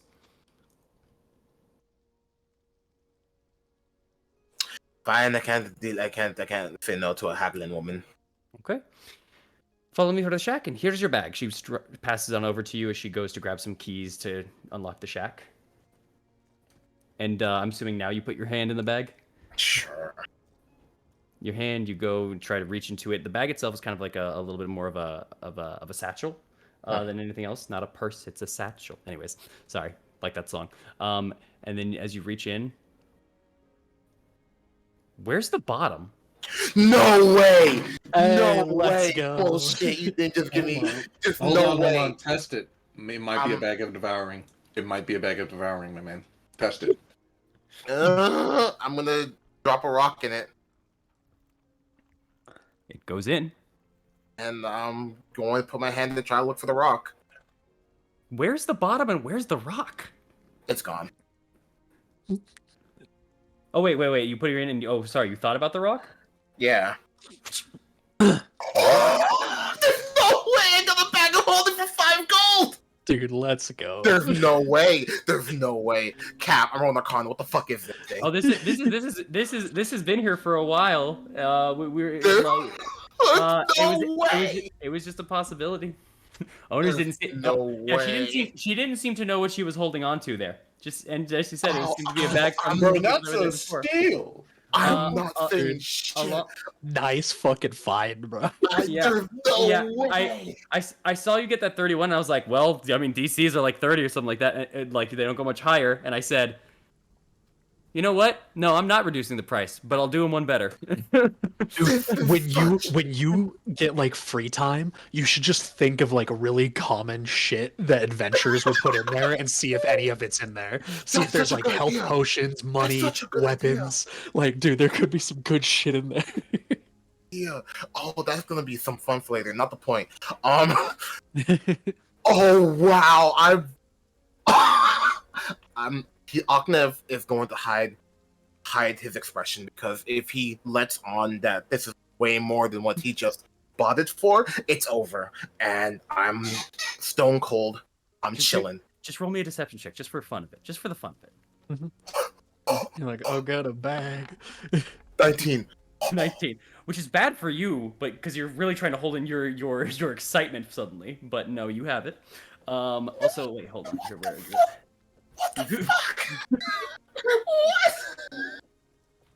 Bro! There's no way. I give up. Bullshit. This is rigged. This is rigged. Finally, something good happens to us. Yeah. What the fuck? Put the bag of holding in my shit right now. I'd put a bag of holding in your inventory. I don't have a card for it, but everyone knows what bag holding is. You're fine. Oh But, my god. I got a fanny pack. I'm ready. Yeah. I'm Also, the design for this, just as you know, as it's kind of like a satchel set. The satchel kind of covers up to the top and it buttons down. You can also squeeze it to like lower the amount that the opening is, but the opening goes all the way up to if you full on stretch it out, about like a 1 foot by 1 foot hole can kind of like fit for this kind of thing. But yeah, just so you know. Just remember, it's not a purse; it's a satchel. Anyways, you go over to the shed. I love that song. I've been listening to it recently. You not go, perfect. It's a faction. bad attitude. Anyways, you go over to one of the sheds, which she unlocks and kind of begins to kind of open up, kind of barn door style. And inside, you see just plethora of pieces of lumber. And she says, "One moment, I'll get Gunther." And she only walks about 10 feet away before going. You cut out so you loud beat it didn't so even hard, register. You did nothing, Kano.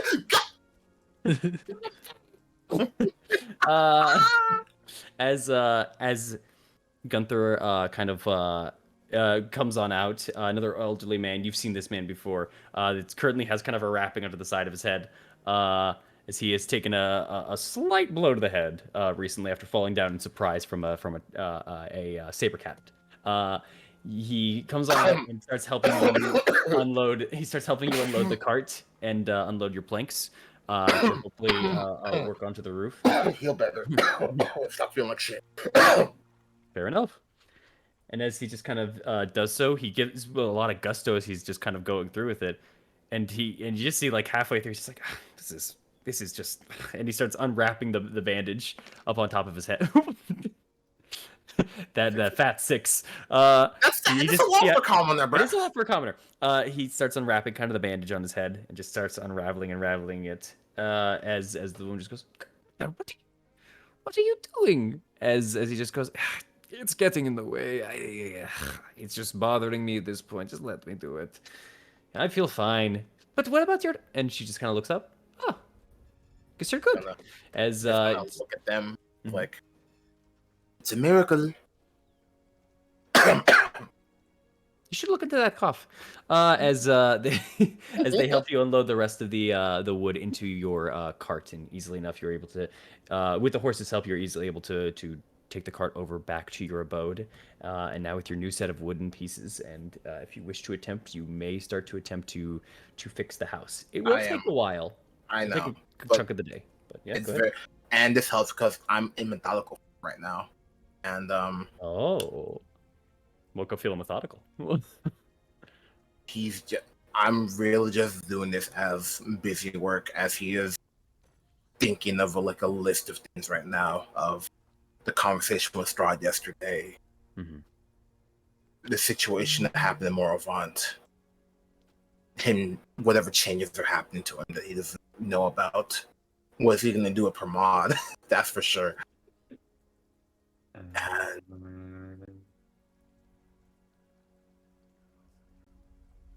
he feels like he's looking for something like in his mind somewhere, but he can't get it right now. So he's just going to piece up the roof. Maybe that'll lead to something. Fair enough. Small question. Did you have carpenter's tools? Oh, I have carpenter's tool. Okay, just making sure. I was about to say it's That's like, the one. That's That's the right. one. That's the 1-2 proficiency I have. I have carpenter's. okay, All good, right, good, good. Just good, got to good. get to work here, and well, I have proficiency. All I don't have the tools. tools. Goes back to the stockyard. How much for those? 80 gold. I'd steal that shit so quickly. I'm sorry. From the elderly couple. All right. So, Shit, I'm older than them. They should Oh my give me a God. senior discount. oh my god. Then I you was can easily dead start- when you were in diapers. Oh my god. So easily you can start getting to work over onto the roof. It does take you a little bit to kind of be able to make ways to get the wooden planks on there. You're using kind of a system of like putting the planks onto the side of the building because they are so long, and then you pull them up and get them into place. Some of the issue that you do have is attempting to saw the piece right and actually make everything correct. You don't have all the tools that you need. I'd say if you want to try to get a ladder, you can try to see if you can buy one or borrow one. It's up to you. I'm just To gonna. make this a little easier. Otherwise, your check will be with disadvantage as you're doing this carpet. I have. Let me As I'm see. gonna go around with the town, I'm Uh-huh. thinking of what to do. And there's this thing I've realized: if you need labor, it's better to get free labor, and better to get free labor is like trick people into helping. So what I'm going to do is see if I can get that confession stand of people who follow me when I play music. I'm gonna Uh-huh. play my best music right now, so I can get like that stand of people to come follow me. Okay, fair enough. Absolutely, go for it. Make an attempt. Come on, let's get that bread, please pass, so I can go to 6. 60. However, that's Uh-huh. it. Okay. However, I'm done. As you go through, you obviously get some of your crowd kind of going through. You already kind of turned some off last time, so the crowd already did kind of die down this time around, but not a crazy amount. And you do have some people joining in you and starting to play some of the music and join in your camaraderie. And as it kind of does happen, There are some people that start kind of like circling you a little bit and just keeping you kind of into the center and just kind of playing like a little tune to your own like beat and to your own go through. There seems to be some music lovers and possibly some musicians here that finally get their chance to go through. In fact, actually, I'd say at this point in time, after all these times, you do notice there are even some people that you look and you recognize you used to really see them over more onto the east side of this village. Damn. But it looks like some people start to hang out a little bit more into the west now, just in case. East Okay, side, so- west side, hanging together. How dare! You bonded east side and west side. Bro, Community. that's Tupac right there. That's me. Wait a minute. I'm gonna get killed. Hold up. Oh. And I'm just gonna say, wow, I didn't think you'd see you in this. I didn't think I would see you in these parts, everyone. Well, if you have a love for music, keep up, shall we? That and immediately kind of like that as the challenge gets ringed out into the people's ears, you just get a cacophony of yeah, like just people like ready and willing to kind of give it another shot. All right, what are they keeping up to? I'm just gonna walk and let's have a performance, shall we? A big one, but I need a few things like ladder, what else do I need? Torches to be good too. Ladder and Can you- torches? Can anyone help me up with that? How do you play a ladder and torches? Well, we needed someone to get higher. Me, preferably. It's for the entire. I know. It's for the. I know. It's for the entire. Go ahead. It's for this. Think about it. If we need a performance, we need to make it large and everyone can see and hear. So we need a ladder for me to be on top, or with someone who thinks they're better than me. Performance or deception? I'm gonna go. Or with sorry, this. persuasion. They're the same one. 25. Okay. Yeah, that makes sense. Yeah, we need a stage. Of course, yeah, we do. Especially if I'm going to show them up. And then as they're just kind of gets that group going, you see like two people kind of go off and go off to another area and place in one direction. Another three go off in another area, and eventually they all start coming back and converging into your big group. You have a ladder Yeah. and some not unlit torches at the moment. Awesome. Perfect. I'm going to light the torches. I'm going to hand them out to people. Like, hold that and just walk around in this circle. That's going to make it very, very lovely. Oh, as for you. Are we a mob? No. Okay. We're not burning anything. Okay. Trust me. We're just playing music. Okay. Yeah. I'm going to start playing music. And because I'm a prick, I am going to... where's the ladder? I'm gonna have the ladder next to the house real quick. It's kind of being surfed a little bit into the crowd right now, as if it had just stage dived almost. Yeah, leave it there. Just Okay. lean on it in, and I'm going to just kind of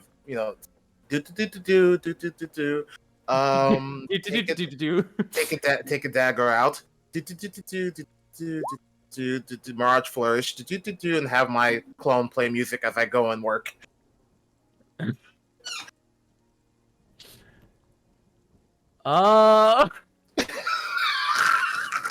Okay.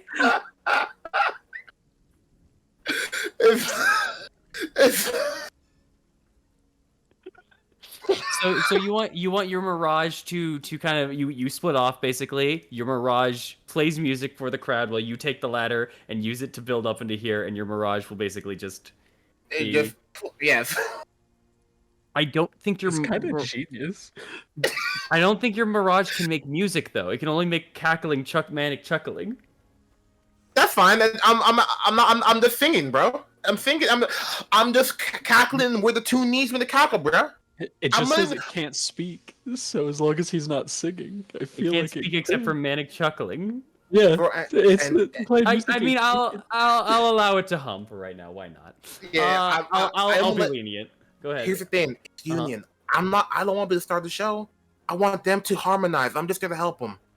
Okay, so you're trying to lead them into like a harmonize and just kind of like get everyone to go while you use the ladder and torches to build. Oh, Okay, I'll the say torches are just for them to hold on, then yeah. focus on that. I just want the ladder. Yeah, I'll say they kind of go up and down through this area, so you're always kind of inside of them. So you're kind of going at like a pace, at like a careful pace for this. I'll say stealth check away from the crowd for me, and then I'm gonna need a big performance check from you, my guy. First, ancient knowledge with the stealth, so I pass this real quick, please. Oh! All right, well, fun. So first things first. Wait, look at the performance though, right? No, you didn't get to that part. So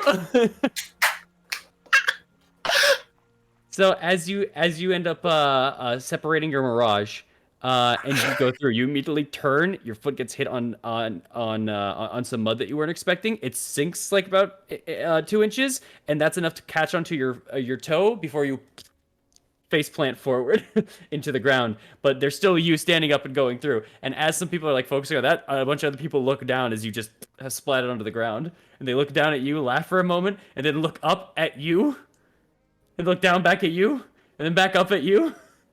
And it seems the crowd is just really confused for a moment. And I'm gonna stand up, clean myself up presentation, and say, "That's the art of music, everyone.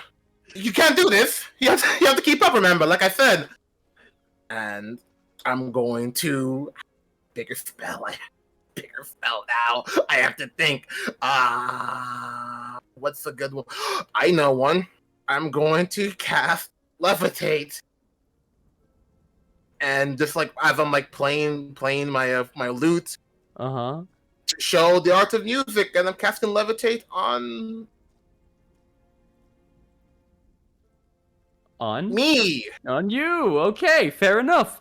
As you begin to just kind of get up and dust yourself off precipitation and trying to just say, you could easily do this if you know how to music, which to the rest of the crowd, you begin... Actually, no, I'm not gonna do that. That's a bad idea. You point at someone and play the loudest song as hard as you can. Persuasion check. Disadvantage. This is weird. Go for it. Don't. I know it's weird. I know it's weird. Don't worry. Let me cook. I can't wait to go deliver Oh. clothes and walk out, 26. like witnessing this, and be like, "What the fuck?" Shut up. 26. They all just kind of are looking at each other, looking at your clone a little bit, who's just kind of like, as the rest of them just all kind of go there, you point at one person, and because you pointed at that one person, they just feel kind of a compulsion, like an urge, before they go, okay, and they take their jug and they go, hoo. And as they're doing it, You get a jug solo. feeling themselves, levitate on them. They start tapping their foot onto the ground. Hoo. You know, it's just kind of blowing on into it and letting it kind of go on up.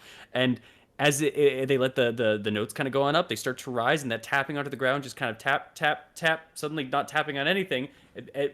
And as they just start rising up, they're about 2 feet off the ground before they look down and they go, whoa. I told you! If you believe in yourself, believe in each other, you can do anything. Now keep playing, white boy! As they just look over at him and back at you, immediately everyone starts grabbing their music and they start playing to the tunes of whatever they can to either start flying or whatever it may be. But the man with the jug solo is the only one currently just kind of like swirling in the air, kind of flipping around. I'm gonna drop them and major image. Like, drop them slowly. Drop them, and then major image just fireworks, festivities, anything going on in this area. You are a chaos demon. Hit me with a performance check. Advantage? You know what? Because of the fireworks and all this kind of stuff they haven't seen before as it's kind of going off and they feel as if music is magical right now, sure, why not? Wow. 16. As they go through and they start getting distracted by this and start playing around, you kind of form like a block party kind of going on in front of your area, in front of your house, as you seem as if everyone is thoroughly distracted enough to the point where you think you could at least go up there. And while they may see you doing it, they might not, you know.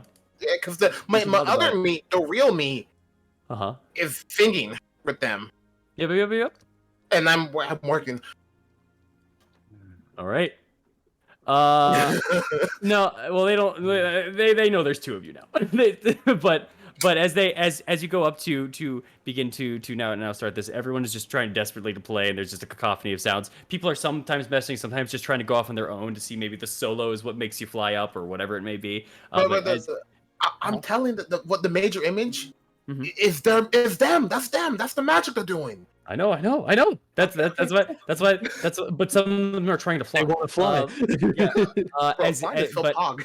But as they're just kind of going through, you see some of them, like one of them like blows onto a little long like almost clarinet instrument, and just bubbles start flying out of the front of it with it. Another individual that has kind of a lute just kind of strums it, and as they do, they just kind of get all wavy for a moment. They're like whoa, as they all just kind of now go into their cacophony, and you start building. You just listen to the background, and it's a little chaotic, but it's a little nice, and it for some reason reminds you of Red Dead Redemption 2, let's build this house.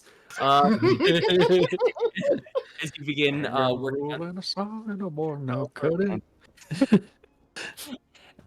and we'll get into your first roll at least for your carpenter's tools here.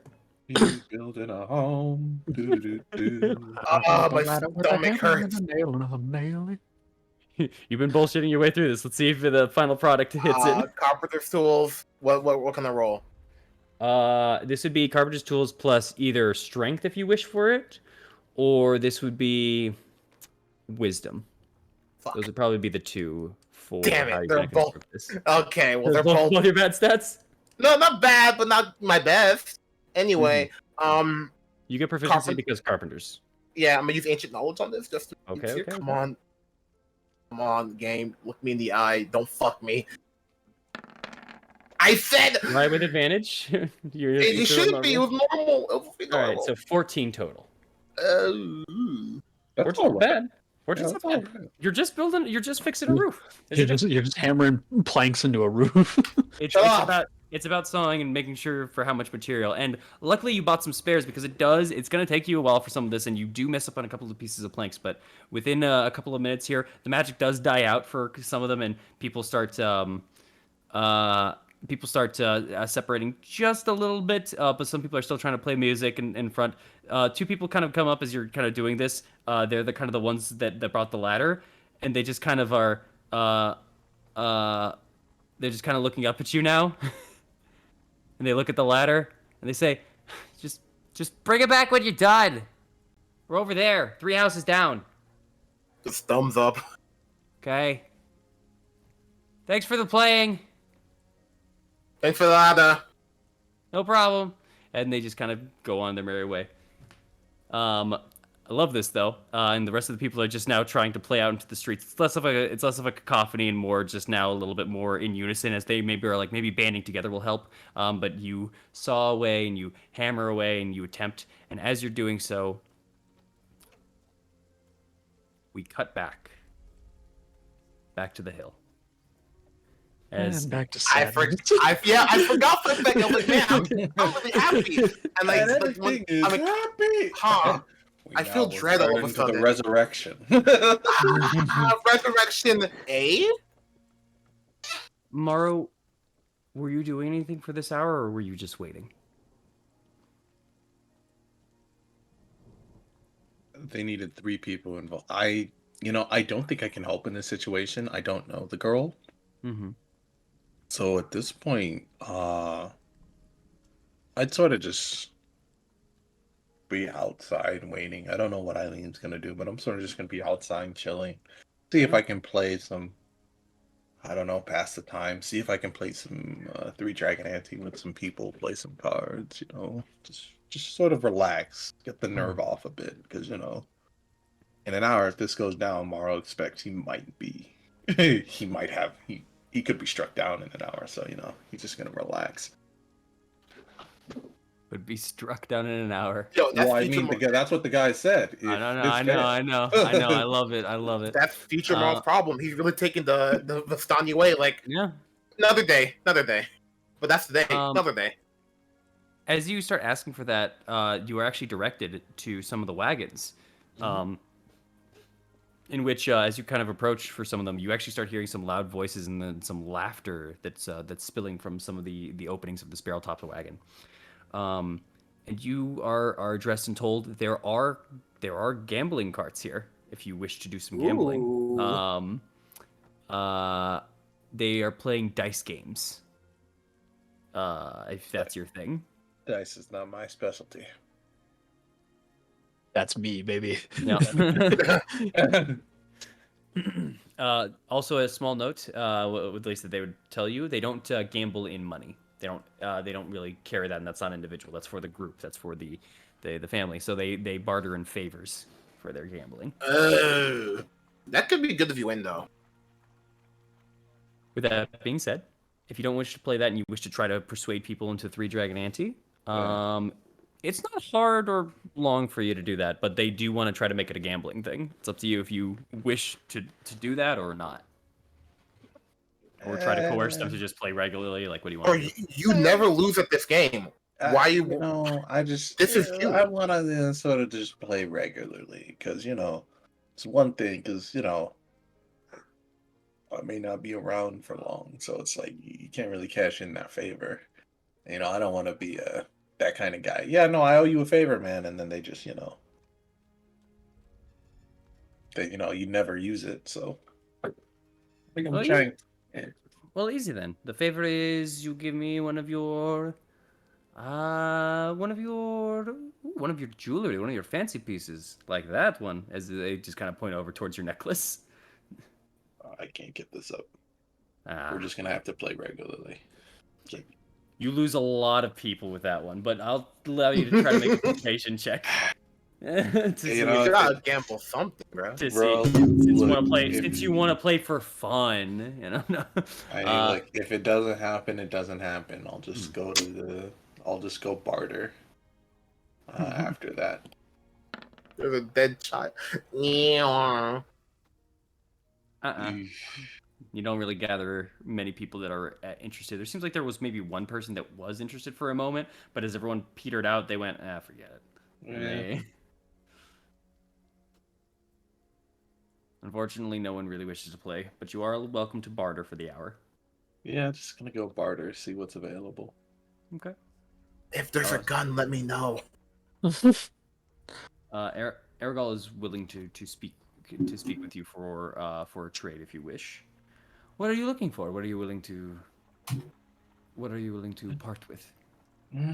Just some trinkets. I'm just looking for some trinkets, Mm-hmm. I've got some gifts. Small trinkets, small gifts.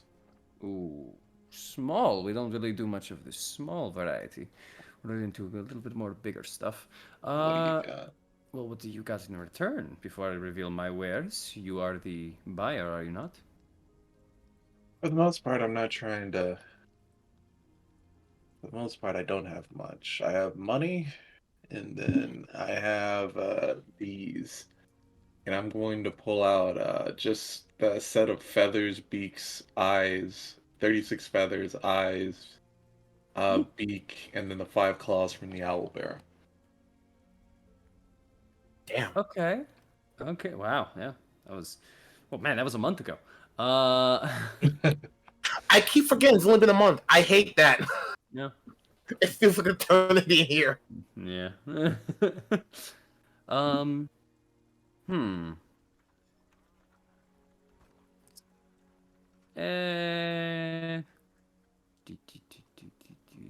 Let me look at one of the claws. Thank you. As he just kind of pops it up and looks at it. Oh. A owlbear, if I'm not wrong. Yep. Not bad, I guess. So I have for the trade for this. Anything you have in mind? Small trinkets, you said? Yeah. How about decorative music box?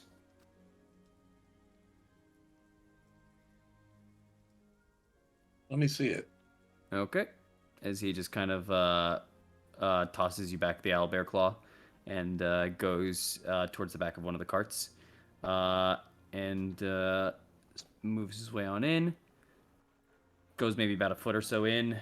You hear some stuff kind of like move to the side before eventually he closes it back on up and pulls out a little small ornate box. It's got some kind of gold looking like stands, like 4 little legs to hold it in place. It's dressed a lot in white, has some etchings onto the side of it. The sides of the etchings look like they are woodland creatures and halflings, like circling around and running around, almost like I think all around the mulberry bush kind of thing. If the box itself was a mulberry bush, going all around it. Make me an intelligence check.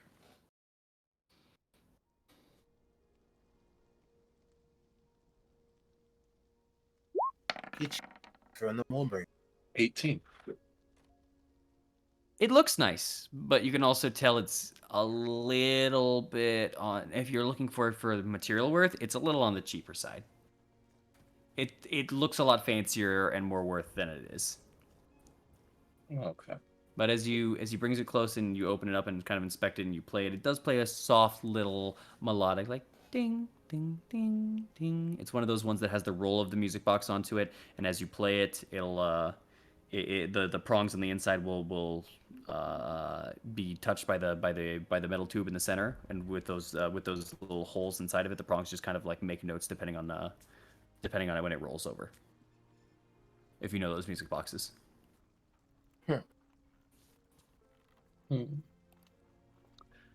Small note too, actually, with that intelligence check. Anything else that you've seen from Barovia, this doesn't look a lot familiar to Barovia.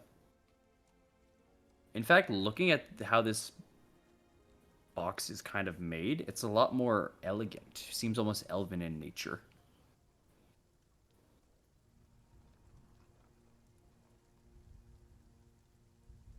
You're almost at least certain that this wasn't made by either a Barovian or in Barovia. Can be. Let me out.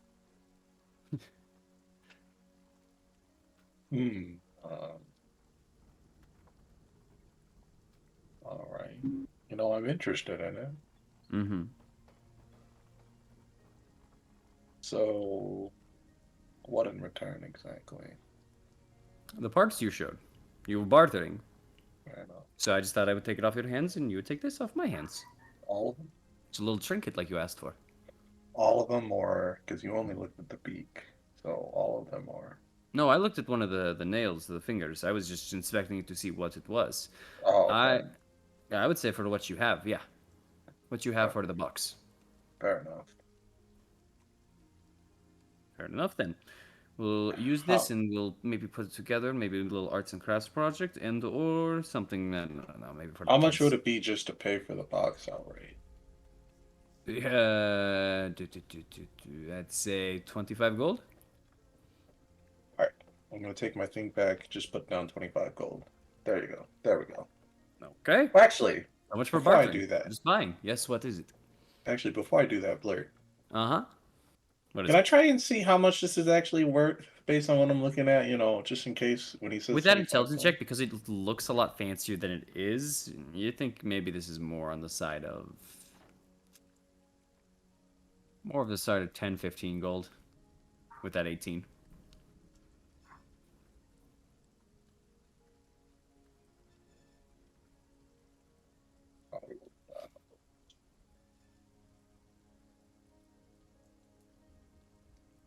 Okay, so all right, so I'd say At 25 least gold is a bit 10, 15 is at least what you know outside of Barovia. You know Yeah. Barovians, for some reason, have had a lot of higher prices and a lot of other stuff. But go ahead. You know what? I can pay 25 gold. So fair enough. I'll strain for it. All right. Sure, You can add the in kids will like it. You can add a porcelain music box inside of your inventory. Yeah. And just take off 25 gold. Yep. Pleasure doing business with you. Is Also, it? You go said ahead. arts. Did you mention? Is there any way to customize the box? Any in regards to putting Oh, different colors on it? I'm just a trader. I do not. I don't partake in that arts and crafts like that. Maybe ask one of the kids if you want it. Hmm, fair enough. Also, Mhm. since you're here and seemingly now, as I see you're much more of a spender, you have some things on yourselves. May I offer you something? Yeah, my interest. I gave this idea to your friend earlier, but they maybe didn't seem too keen on it. Which You one? don't wish to be here, do you? Barovia.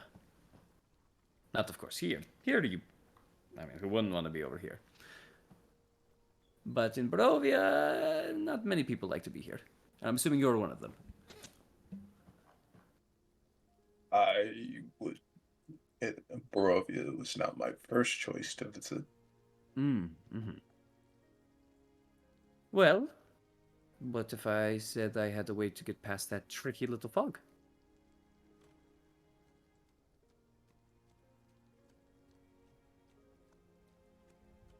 And what if I was willing to sell it to you? You're telling me you have a way past the fog. I do. I know you're not lying because I've seen Vistani come through the fog and back. Mm-hmm. I guess my only question would be, why would you sell this to me or us in general? Well, because I am allowed to leave and go in my permission, and if I can make a quick coin of someone who can't do so, I'm providing a service for you, am I not? Yes, but you're also possibly walking us into a death trap. Not willingly by you. I don't think you have any malicious intent, but you do understand that obviously we're not the average Barovians. And right now we're playing a game with the one they call the devil himself.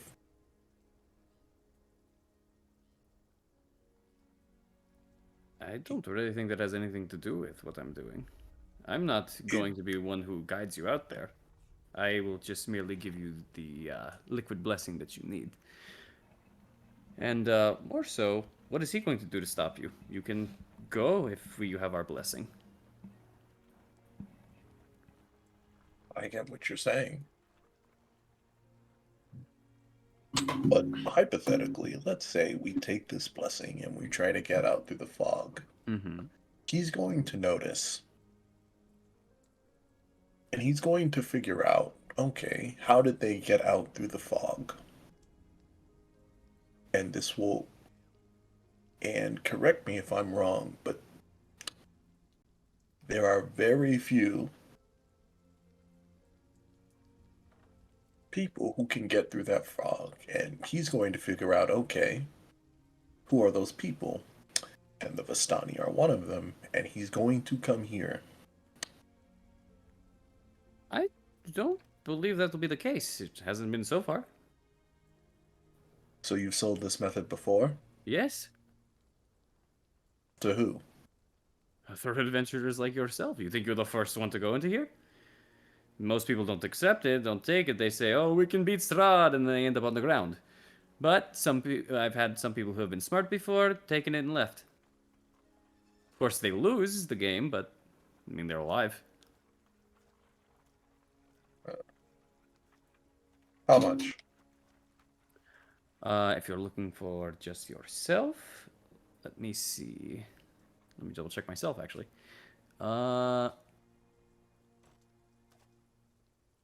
Let me see something here. I need to. Sorry, once again, I'm just double checking.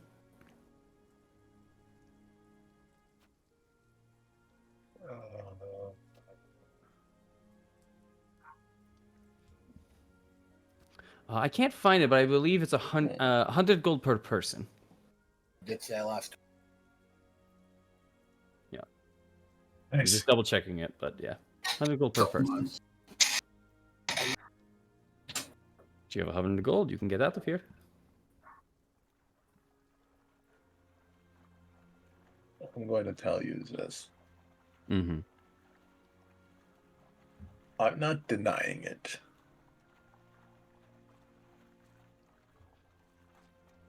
But one, I need to discuss this with our group, with my group, because we, as we've established, we lead together.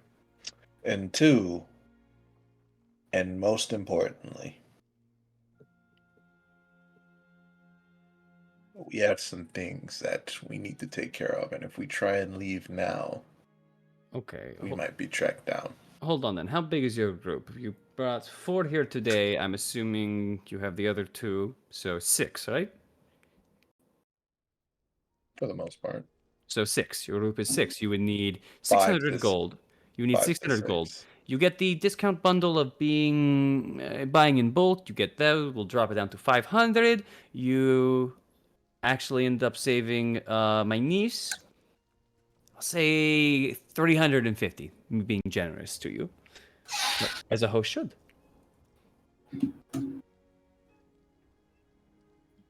How's that?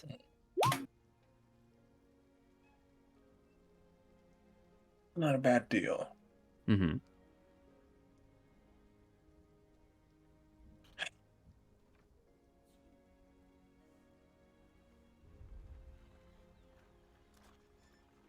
I can't buy it now because I don't have the 350, but All can you keep it on hold? right. All right. Just keep it on But hold. don't make me wait though.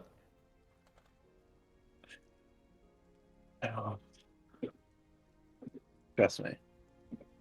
There's a way to get out of a road, I'll do so. But quick question. Mm-hmm. Does this work on those born in Barovia?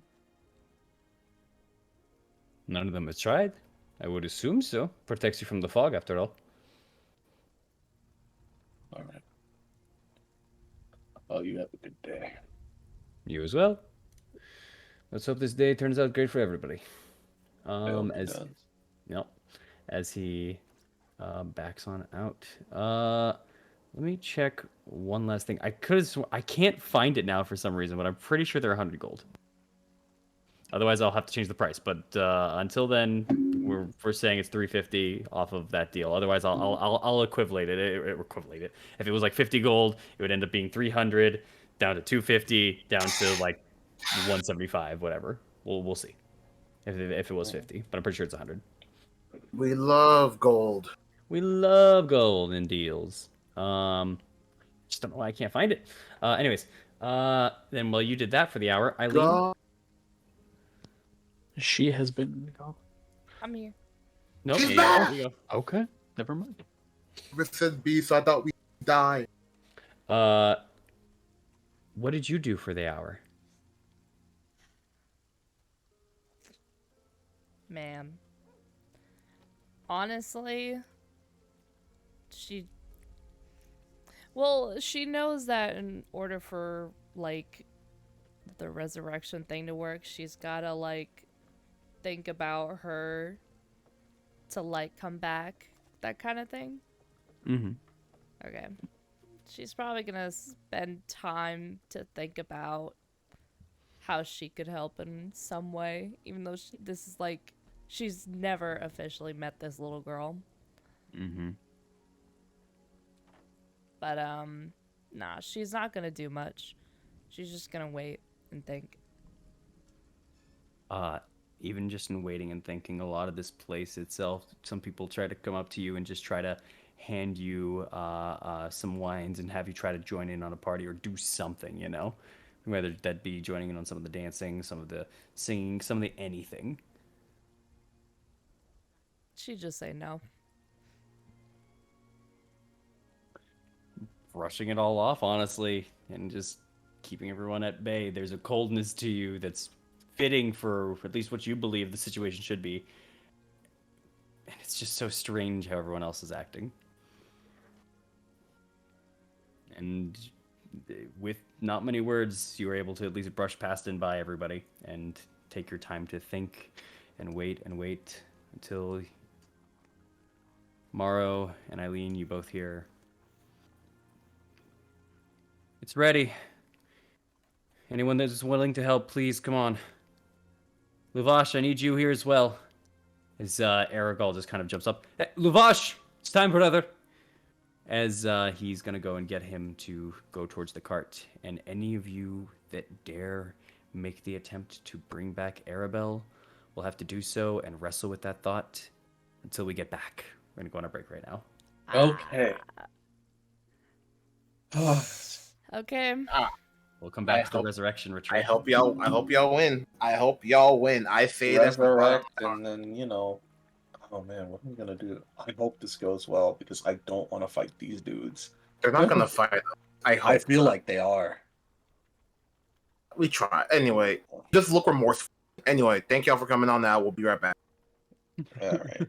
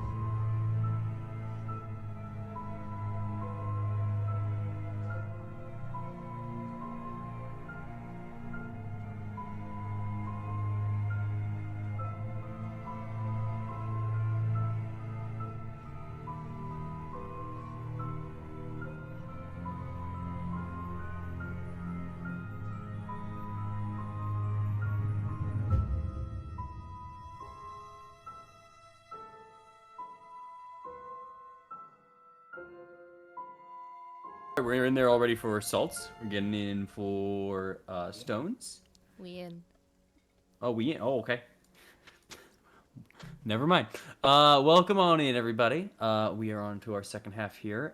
We are currently missing a thorn, but they will be right back. They'll be fine. We will go now over to our little Vistani camp, where currently, as it has been, today was the day to prepare for the resurrection of Arabelle. Some of the group decided to stay back and self-reflect and/or repair some damages made to the home with the help of a flash mob. They group full on separated, and the remaining members went over towards the Vistani camp and are now ready as Amaris shouts outside that the ritual is ready. She needs those that will participate to step forth. Now, are any of you stepping forth? Yeah. Let's go, Eileen. I'm gonna step forward. You Oh! are a dream. Please don't move. You're the kid that's gonna die. All right. As you enter on into the wagon, it's dimly lit. The only thing that you can see currently is Amaris is knelt over, and in this small barrel top wagon, it's obvious that this is a home. This is someone's livelihood. Someone who has lived. No, not just someone who has lived, but a family who has lived in this little wagon. It's a bit of a mess inside. You see dirty clothes, some mangy furs, a couple of empty wineskins. They're all strewn about, both on the floor and some even hung on the walls.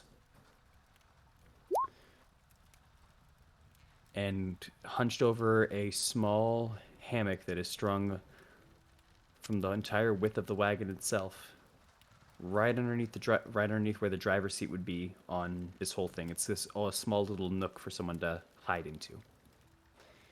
forms that of maybe a bed.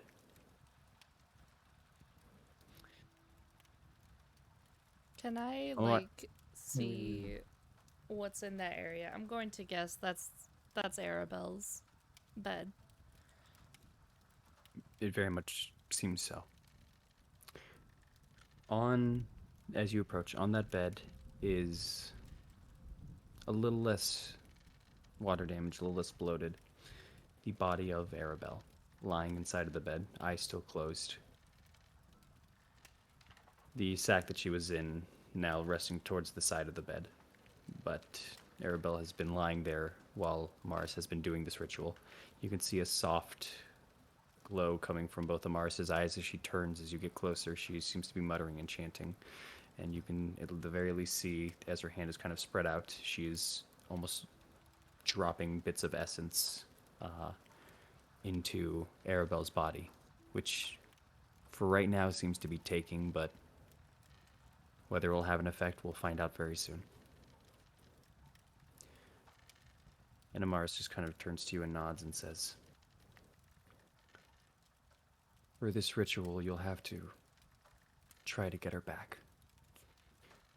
Do that in any way you think that you can. The more diverse the way, the better the chances for each ritual. Do you want to go first, or do you want to let someone else? Is the father in the room? He is not there just yet. You are the first one there. It seems that Aragol was going to get him when you got in there first.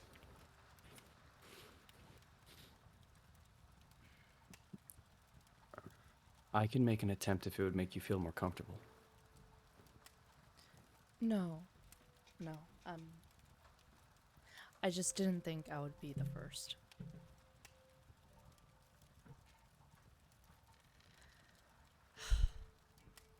She's gonna go to the side of the bed.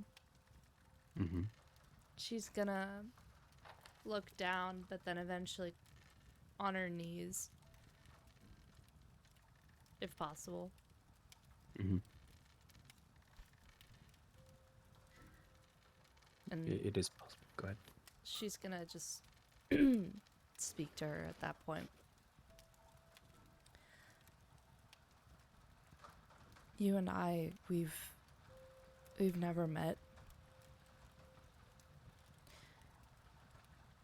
And if I'm correct, you and I have separate lives. But if there's one thing that I think that you and I have in common is that maybe we're a little bit different than the people we're surrounded with.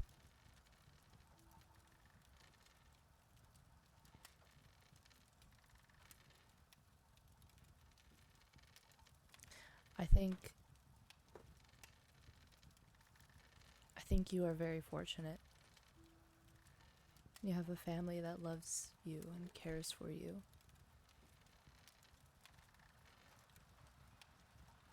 And I think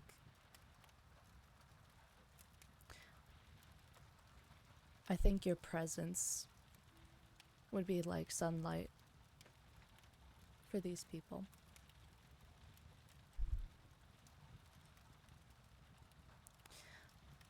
I want to offer this as something in remembrance of what this world has to offer, more than what you succumb to. And she is gonna cast conjure animals, but if possible, just one animal, small animal. Mm-hmm. And she's gonna conjure a white rabbit with red eyes. Oh. All right. As you do so, and as you bring the rabbit from your hands and bring it over to her body to lie down next to her. As you impart all of this wisdom into the body and hopefully soon into the soul, I'm going to ask you to either roll me a nature or insight check. Insight for imparting the wisdom or the nature for relating it to the bunny. Either or, I will take either. Oh God. Can I reroll? I have inspiration.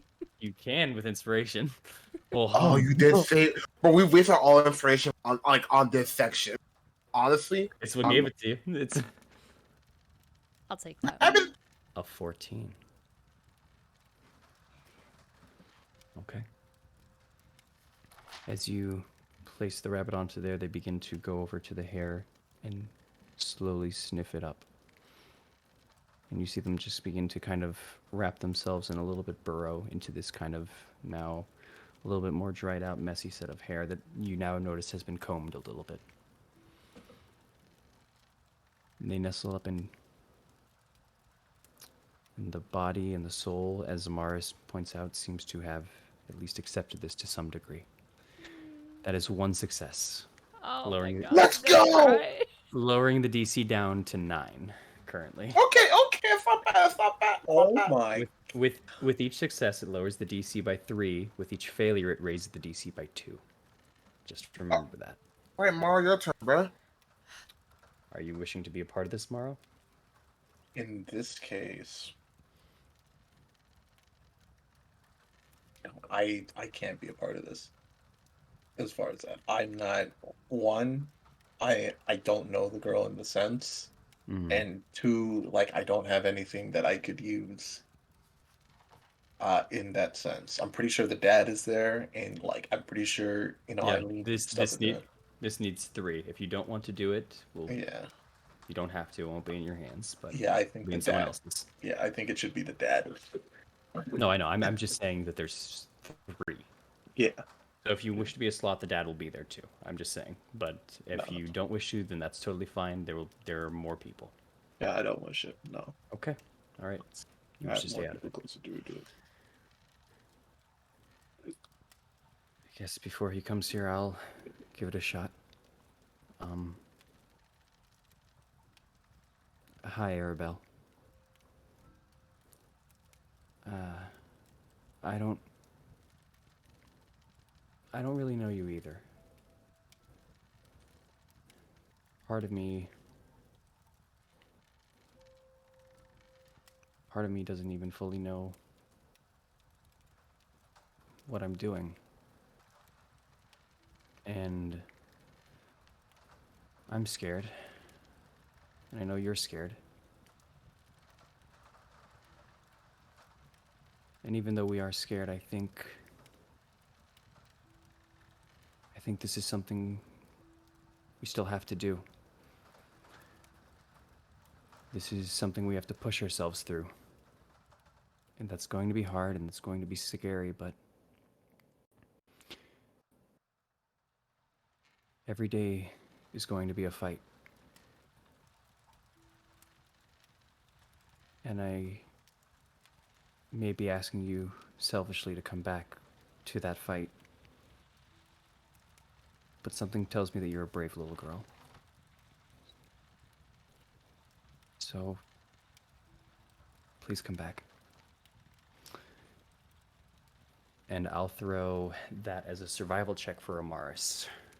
Does someone want to roll for the survival I check? got this, Okay. She has a +9 to survival. bruh. 22. 22. I saw that one here. She took to it. The DC is now lowered to 6. Okay, we can do this. And as that finishes up, there's a kind of shadow that now looms and kind of covers through the back end. You feel like the presence, like the air shifts when you feel that someone else is there, Eileen. And as you turn, you see a big, hulking presence of Luvash. He steps on into the wagon, and the weight of him alone, just you feel the entire wagon just jerk down for a moment as he starts walking his way towards the back end. He kind of brushes you a little bit to the side, Eileen, That before no, kind of that's taking. fine. I was Yeah, gonna say yeah. like Eileen would You- immediately get out of the way. Fair enough. Then he doesn't brush you to the side. He just full on focus walks towards the hammock and goes down onto his knees. And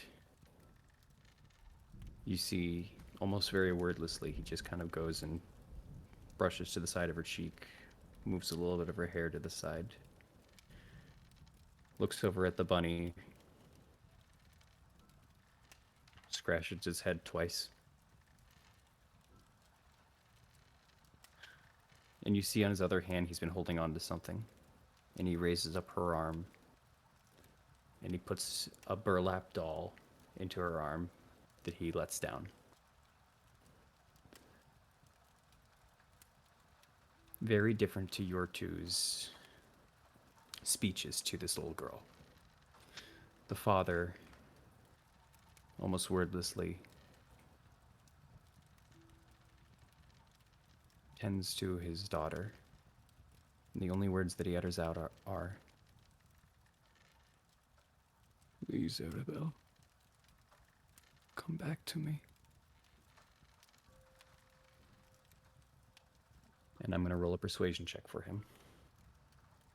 Which is You rolled out here. Huh? You want me to roll out here? Yeah, I want to see it for my eyes. I can, sure. Please roll high, brother man. I want you to win. Even though it sucks to have your kid here, but like, bruh, Emotionally invested. I'm a little bit. Yep. He has a plus 2 days persuasion. but Whatever. but he has advantage. Okay. Position. So here's Okay. the first one. Okay, we made it though. We made 16. Nat 20 though. Nat 20. 16. Hold on. The DC depends on the speech and depends on the connection. Luckily for this one, the DC was not even that high at all. DC was only at an 11 for this one. And by the way, I can also say this now. Eileen, Yeah. 14, just so you know. Oh my god. You barely made it. That 22 though, that shot through the roof. That was gonna You're welcome. That was gonna You're be welcome. a 16 DC because Mars doesn't know how to talk, but she wants. All right. With that, you all have successfully lowered the DC down to a 3. Bro, this is going. As the last part takes, Amaris finishes one more time, raising their hand over and letting the last bits of speckles of divination and bright lights go over, almost a set of like glitter going over this child as they approach into the body. Amaris puts her hand onto the top of the child's forehead, on top of Arabelle's forehead, as she just barely whispers, "Please let this work. Solune, guide me." And as she does, she removes her hand. I'm gonna roll now. Can you roll in the public again? Nope. Ah! This one is for me. However, I did just roll it. I'll take a picture of it, and I will send it to the D&D chat after you find out the answer. Bitch. We take a look at that shit. It's a nat 1. Sorry, guys. Nah, fuck that. Fuck that. I can cheat. I got this.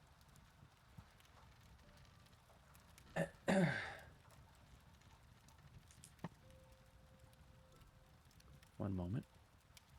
There we go.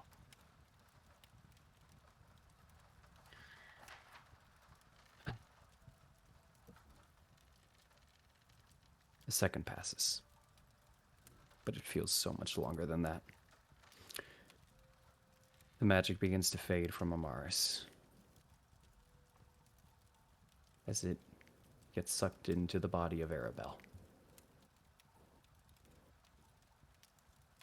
In this little hammock where this child used to sleep. and not knowing that possibly it was where she would remain and sleep for forever. If that isn't the case, there's a sick, twisted irony to it.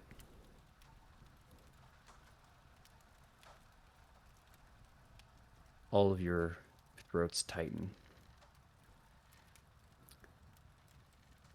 And you just wait.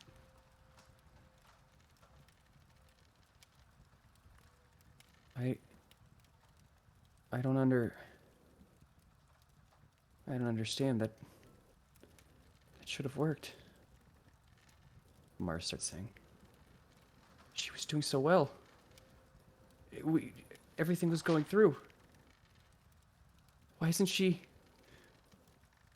Eileen.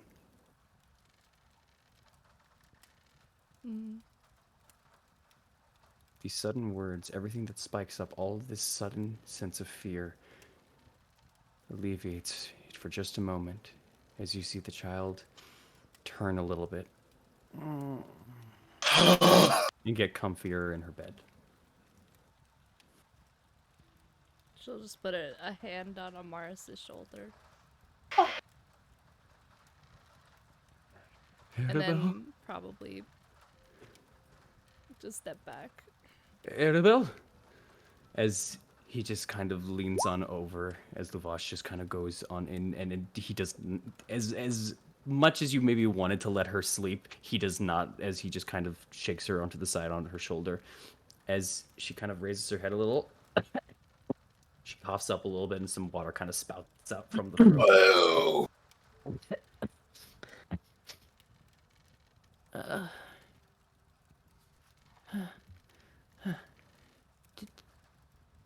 Dad? As he just immediately just starts going into bawling and just grabbing at his daughter, holding her close. Ow.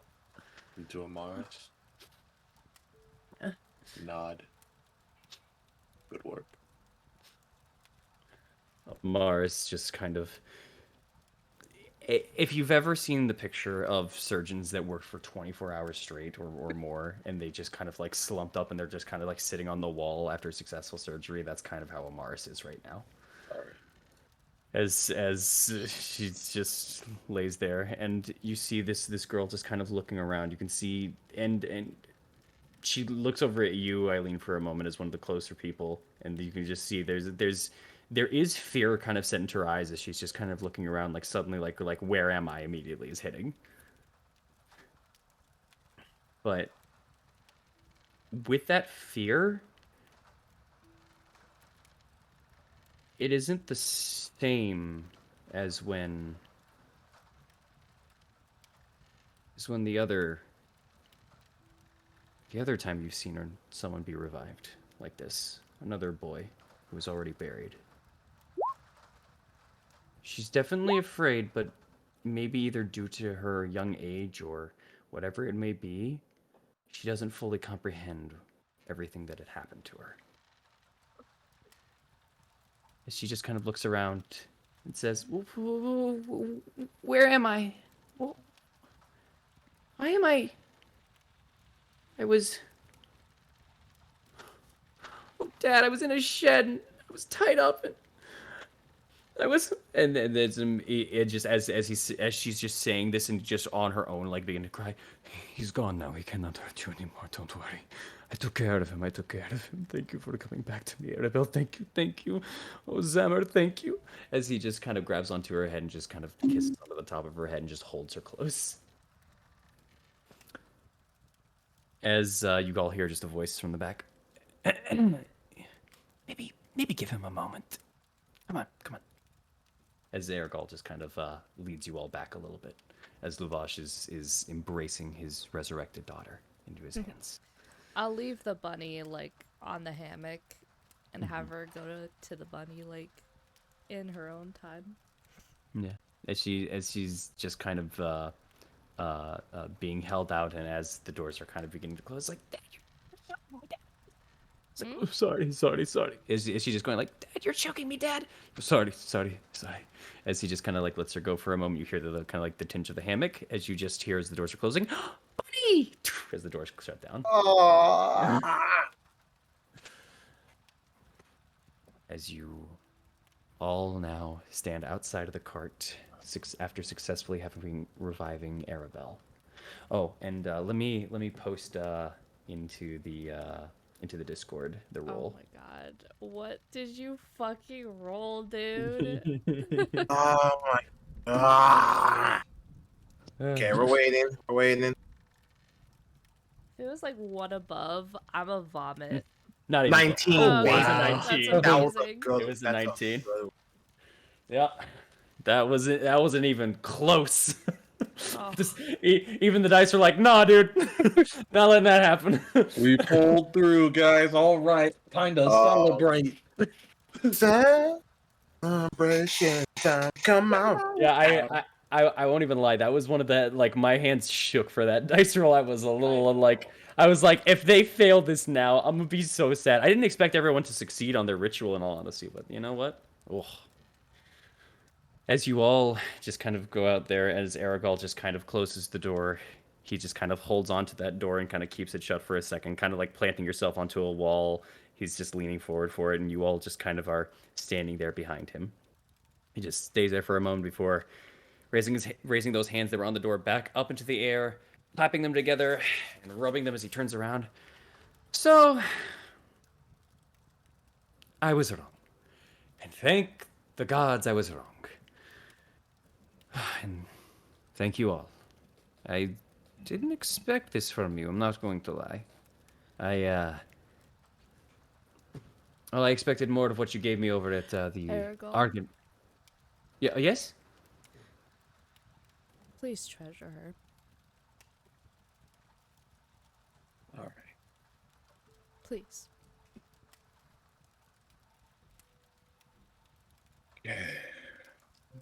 There's that. Go ahead. Oh no. Well, actually, sorry. Yeah. There's that moment of which you can immediately see a mouth that wants to always keep moving, and someone who's always just a smooth talker, someone who can always keep it going. And you see forcibly them kind of clenching their jaw through their closed mouth a little bit to just kind of not add anything to what was just said. Okay. Whether it struck a chord or not, at least he's self-aware enough to not add anymore. Reading the room. He's just gonna look at the card.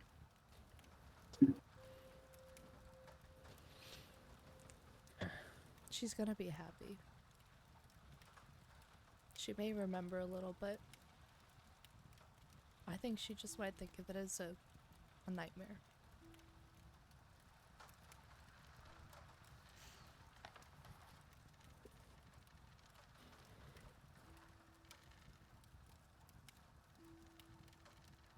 He just kind of holds on to he just kind of puts his hand back and holds onto the side of the cart, just still holding onto one of the doors. And he just kind of nods.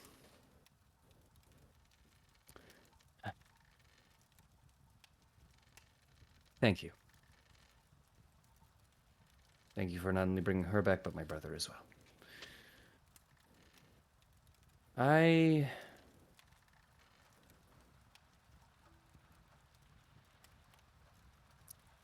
I think I'm going to stop there. And I'll listen to your words. Sorry if we got off on the wrong foot. Especially to you. I just don't like liars. As he just looks over at Amaris.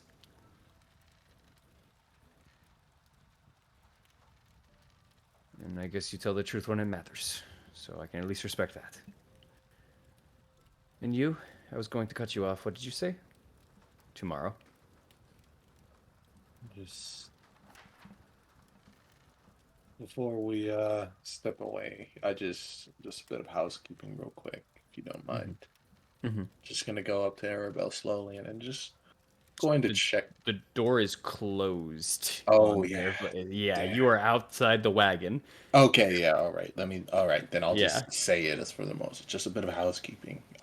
In regards to Arabelle. Mhm. obviously she will be physically and mentally tired for the resurrection. I've gone through this myself. It took me about a couple days to recover, though I recovered a bit faster due to the habit. Now you're not gonna have that, so I'd advise, if you can, just try and keep her low at light. Mm-hmm. Make sure she gets a lot of rest, food and water, and then if there are any issues medically in regards to sickness or anything, where sickness or anything, just Come and find you. either come and find me or get on it quickly for the most part. But just You are easy people to find. We will be able to find you. Okay. Oh, and you and my deal, consider that done. As he just kind of waves up into the air and he says, if you're squeamish, don't look. And he snaps his fingers. Anyone that is looking, you immediately see after that snap, he kind of twists his head a little bit and winces his eye. Maro, you suddenly feel a sudden lightness to yourself. No longer that presence that you felt the other day. And as he just kind of winces for a moment, he looks back over at all of you, and you see currently from one ear there's blood trickling, and from part of his eyes in both of his nostrils. Ugh. Ah.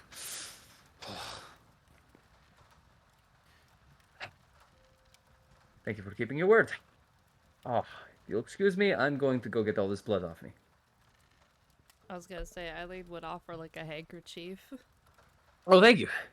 Oh, as he takes it and just kind of smears it, and goes, "Did you want this back?" You don't have to give it back. Okay, fair enough. And he's kind of just like blows his nose into it, just getting gushes of blood. Yeah, seems like at the very least, after doing what he did, there was some feedback.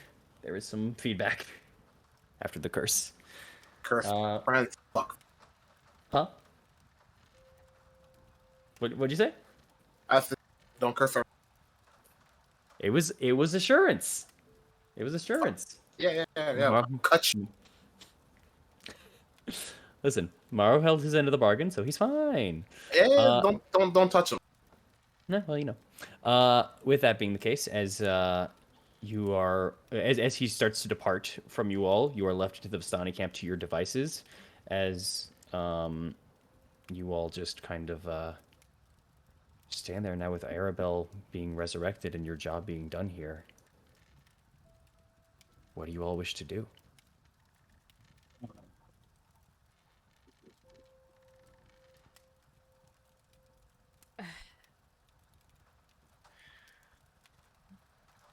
I don't know.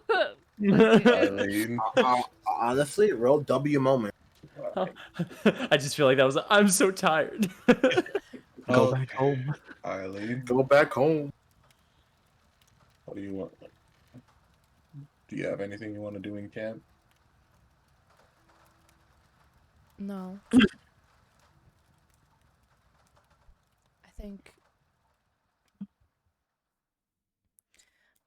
think for now I'm okay. If you want to do something, that's fine. Probably gonna head back into town. Ours? No, I'm just going to take the fact that I brought someone back for the first time. Take that as a Mars. win and go home. Well, what's left of it. What? I'm sorry? What, Eileen? Morris, you were amazing. Thank you. Really amazing.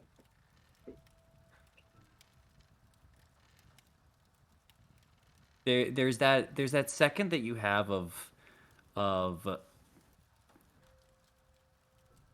where the Mars that you know, the especially you, Eileen, for meeting her first and way back when.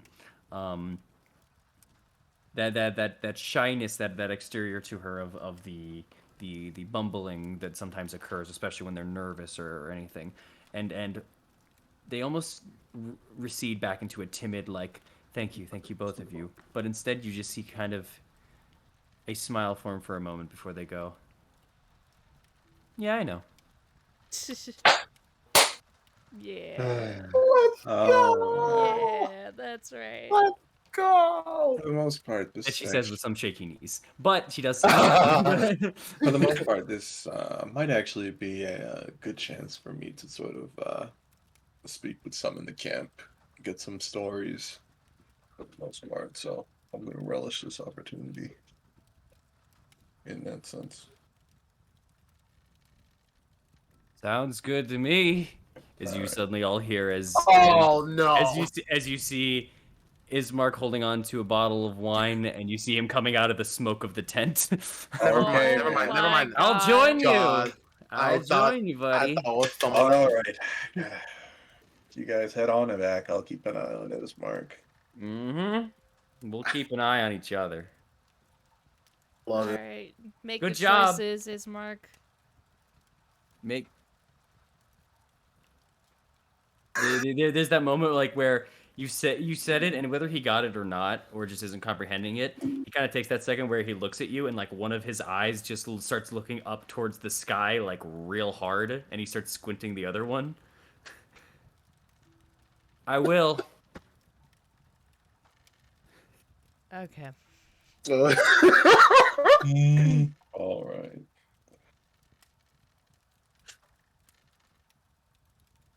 He just kind of pats you on the back as the as the girls leave the camp. Marwan, he just goes, "I was so wrong about Vistani. They're great. Hey, I'll, hey man. Hey. Hey, come on. I think you've had enough to drink. Come on, man. Just give me the bottle. I've barely drank any. I gotta give this bottle back. You're not taking it from me. Bro, no. Just give me I'll give it back. Bro. I will Oh, give if it you're back. if you're passing, you can pass it to you. But if a couple of Vistani come at you all mad about it, it ain't my fault. I will give it back. This is I a don't. borrowed bottle, man. I don't Okay. know. Oh, just give it to me. Mm-hmm. Here's Mark. You take. He just kind of has the bottle out in a passing fashion. You take it, and he just kind of stands there as if he was still kind of holding it. Right. Mm-hmm. All right. Well, at this point, I'm just gonna go. I'm gonna keep an eye on Ismark, but I assume he's going back to mingle and have He'll be fun. fine. He'll be fine. On Yeah, this he'll be point. fine. I'm just gonna go around, talking with the Bastani, mingling, exchanging stories, see if I can learn anything, see if I can get somebody to play some, play some cards, and just see where the night takes me, DM, where the day takes me. Okay. Just Fair enough. do me afterwards. Though. I want to see how Thorn and the others do. I don't want to take up that Okay. too much time.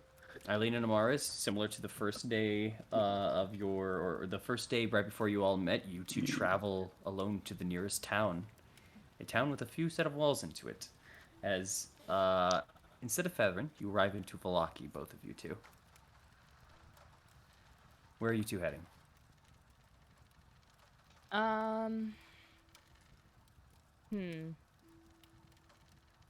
Eileen didn't eat anything, so she's gonna go to the Blue Water Inn. That's a great idea. I'm coming with you. Yeah. I think I won't judge you too much, too. Okay, first off, I haven't eaten anything today. That's how stressed out I was about this. Second off,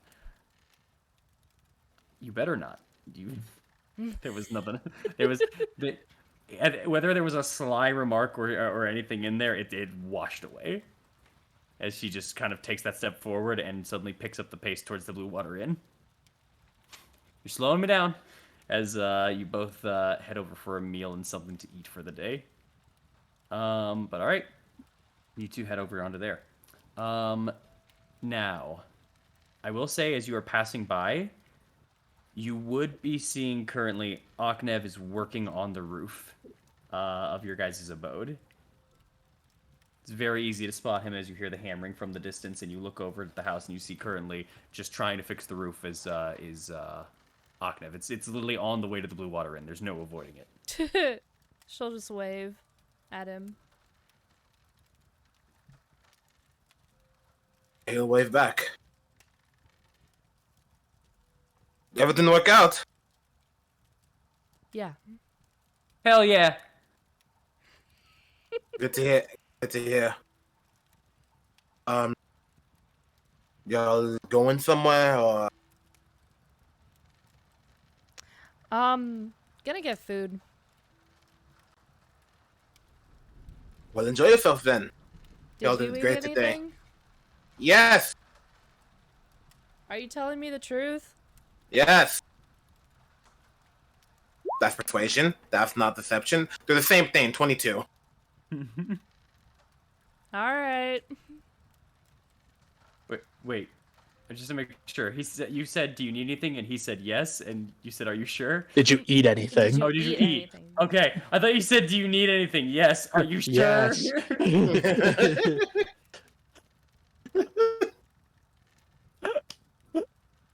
What? That's just the rudest. I love it. Do you need anything? Yes. Are you Yes. sure? Yes. All right. All right. Fair enough. As you get the news, at least that everything went well, Aknev, at least something can be alleviated of you. And if you two want to do anything else, you may. Otherwise, they can pass by and go to the Blue Water Inn, and you can keep on your work. They're taking off my tag. Fucking hot. Blue water in, baby. Just work without a shirt. I want to get this done. I'm tired. Work. All right. I will say, as you're continuing working and everything like that, we'll move over to Thorn for a minute here. After you've eaten and after you've had a little bit of time, about an hour has passed at this point in time. If you're still willing to do the clothes, you can start passing on the clothes to the people in the village. Yeah, I was gonna do that and then do the other thing he asked of like if I pass by anybody that seems like they're needing help or something. We'll just see what's up. All right, let's go. First things first, you do also pass by Aknef. This would be about like 10 minutes after Get over here.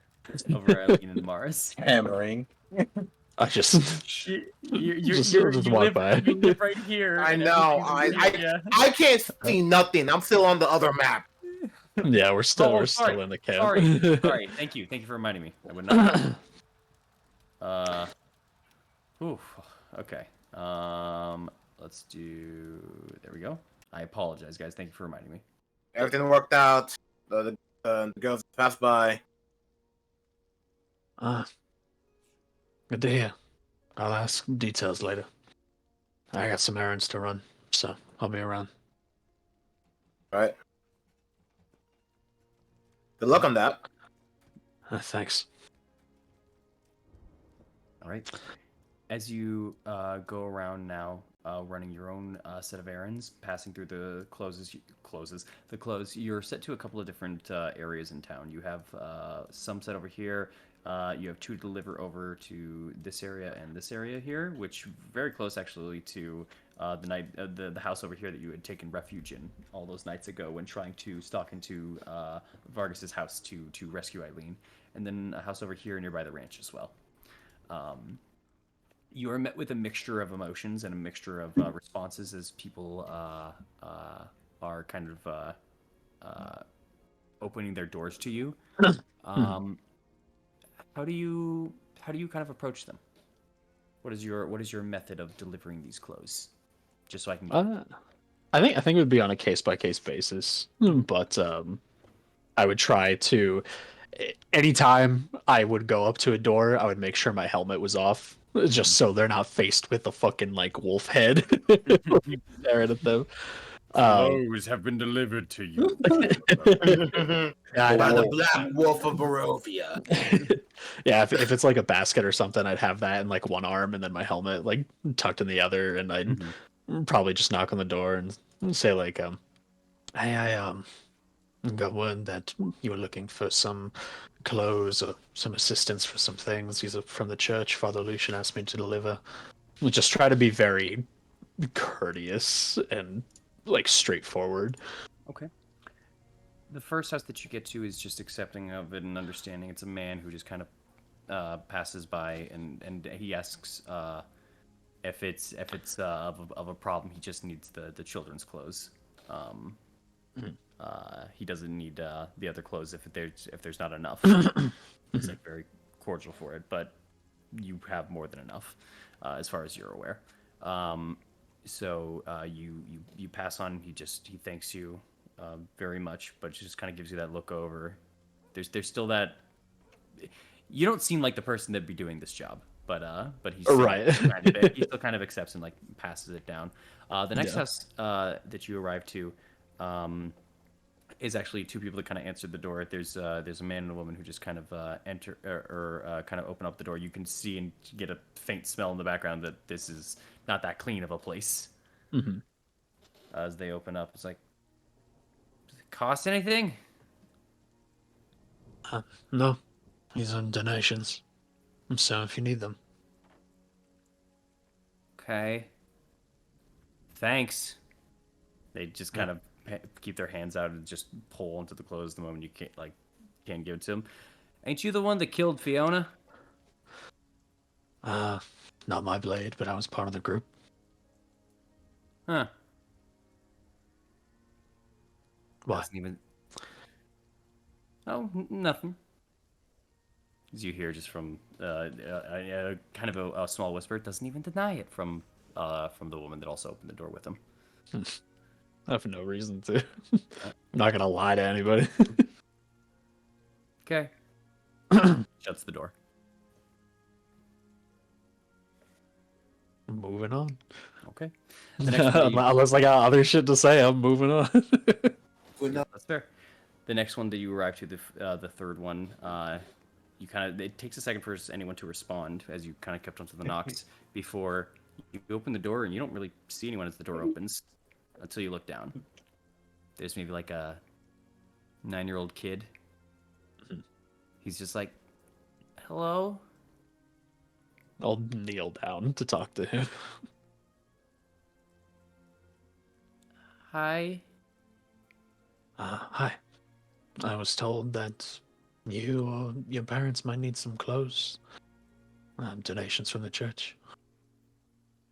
I guess. Everything all right? He just kind of like turns around, looks inside his house, and like looks back at you, and he just kind of like nods. I'm gonna insight that. Yeah. Fucking 8. Not again. Don't let this be another app.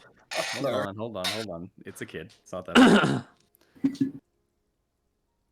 You get at least the sense of like the kid's just like, I don't know who I'm talking to right now.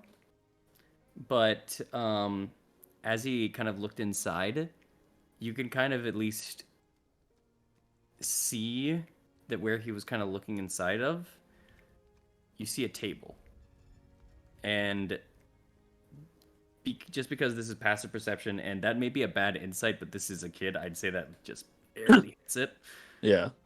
As you look at the table, it's a very empty table with a bunch of empty plates and scraps on it.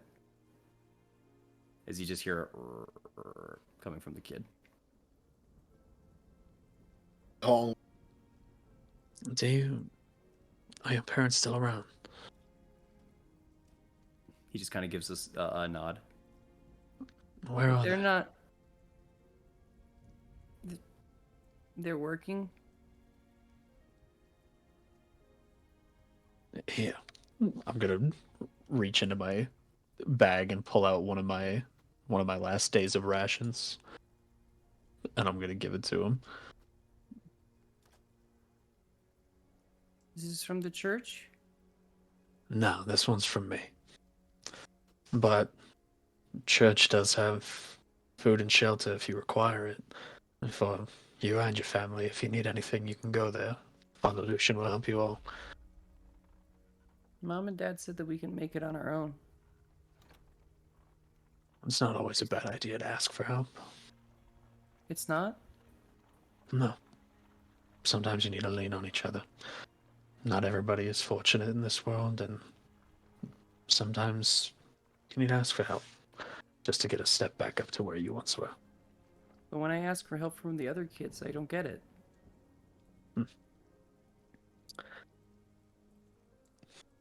Yeah. And it can be hard sometimes. Not everybody's the helpful sort. But there are people out there who want to help. Like me, like my friends, like the church. They'll help you. And there's other kids there around your age too. You make some friends there. He just kind of like looks out a little bit into the distance. Okay. You gonna be alright? Yeah, I guess.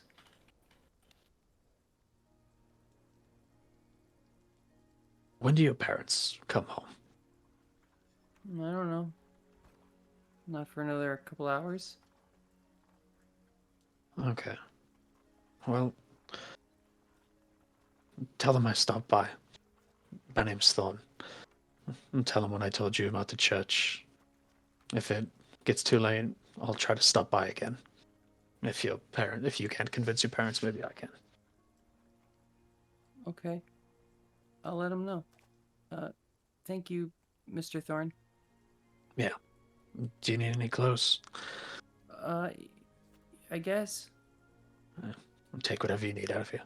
As you hand him some of the clothes, he takes some of the kids' clothes and some of the adults' clothes, and he just kind of neatly like moves them over to the side onto a table and places them on there. He let down kind of like some of the rations onto the floor before he just comes back and picks them back up and just puts them over to the table, seemingly saving them. Grovia does not have the best daycare system I've seen. No, it Not doesn't. always. Not always. All right. Well, I'll get out of here, yeah. But hopefully you guys can get some help over at the church. Thank you. Yeah. My name's Zolt, by the way. Zolt? Zolt. Default. Here, I got you. Boop. Okay. Zolt. Zolt. Okay. Oh, well, the Z, this guy cool as hell. Zolt. Bro, he gonna be a main character one day if he lives. Nice God, to I meet hope you, he Zolt. lives.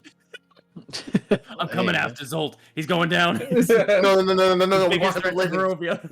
No. Oh When we my lose- god, when Zolt, we Myrtle, and Freck, baby. That's the Yeah, three. exactly. So when we lose,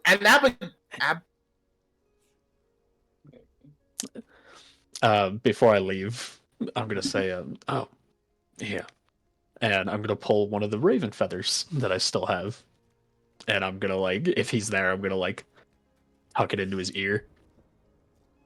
He just kind of like leans to the side and just kind of lets it happen a little bit as he just kind of looks over. What was that? That's a feather of a raven. Oh, Ravens can be a sign for change around here.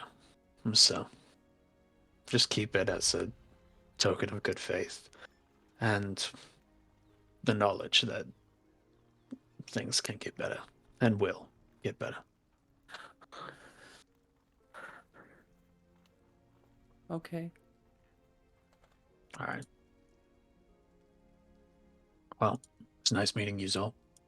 But I'll be off, Nice meeting you too, Mr. Thorn. Thank you for the food. of course.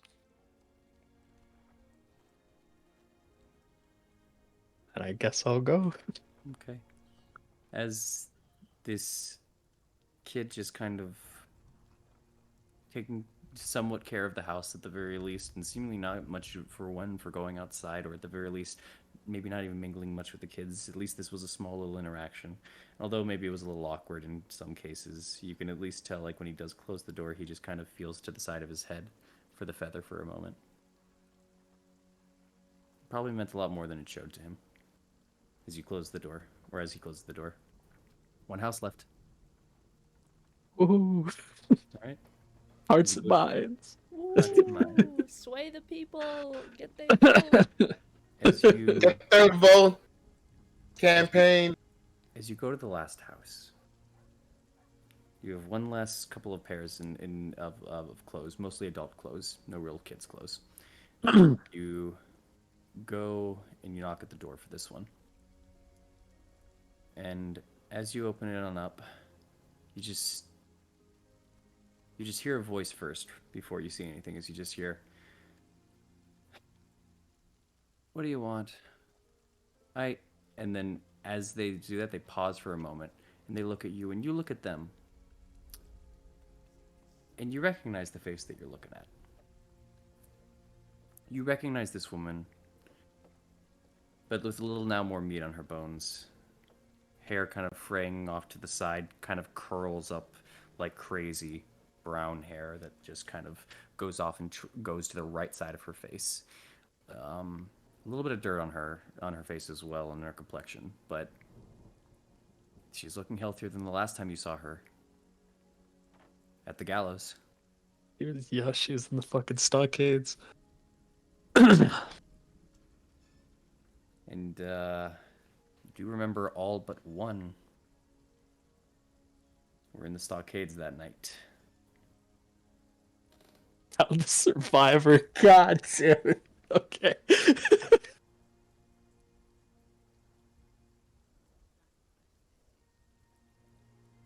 You both just stand there in kind of stunned silence for a moment. Before she starts slowly closing the door. What? Wait.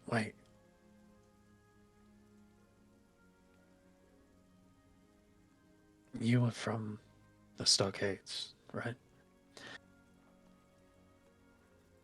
Yeah. As the door didn't stop fully closing, but it's only open much less than it was a little bit ago. You remember me, I'm guessing. Mm-hmm. Father Lucian sent me here for some extra clothes and everything. I don't know if I've intruded at a bad time or something, but I'm just here to help.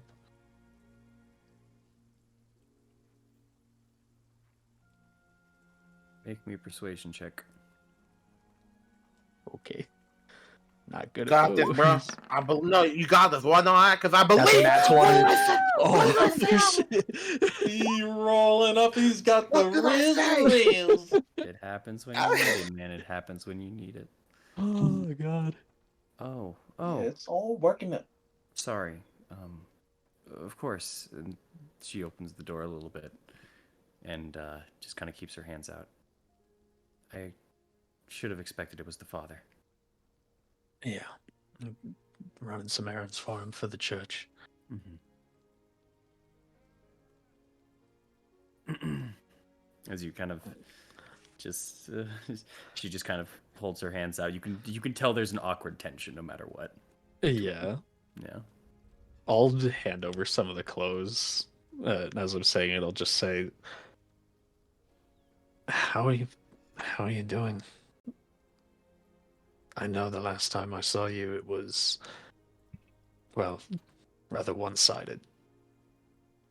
But you look better. Mm-hmm. I am doing a lot better.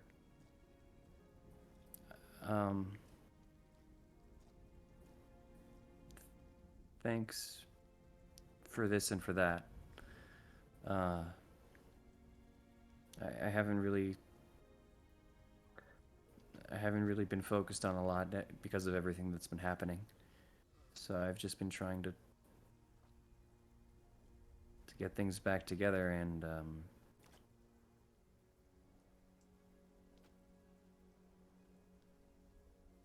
she starts welling up a little, and you can see like tears forming out of the sides of her eyes. What? What's wrong?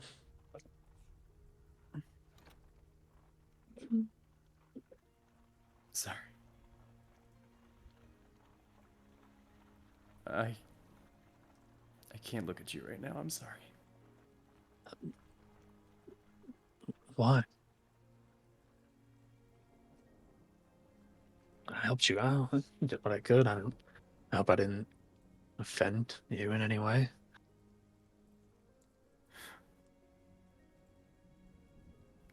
Oh, Lathander, I deserve this. I'm sorry.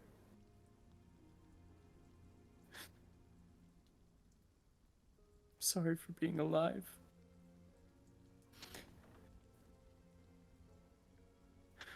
I'm sorry for what I did to you all.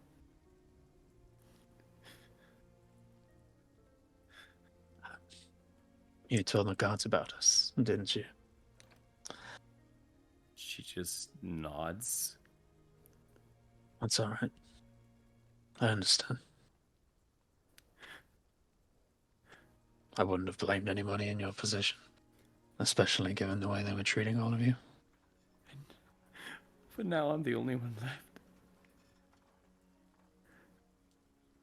That's not on I you. didn't do the right thing. And now I'm the only one left. That's not on you. That was Strahd. You have no control over what he did. You made a choice that you thought was the best course of action at the time. That's all anybody can ask from anyone.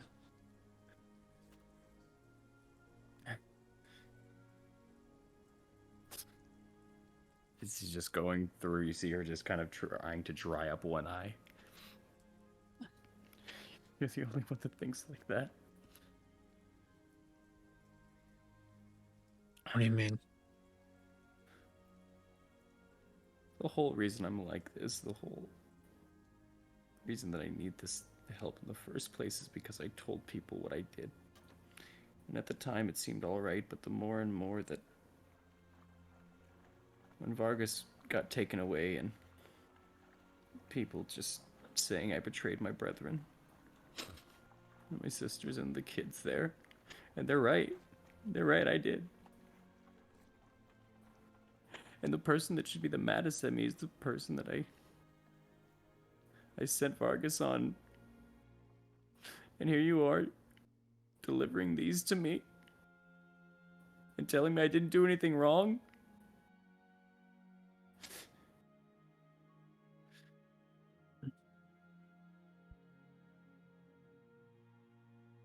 There's either something wrong with you,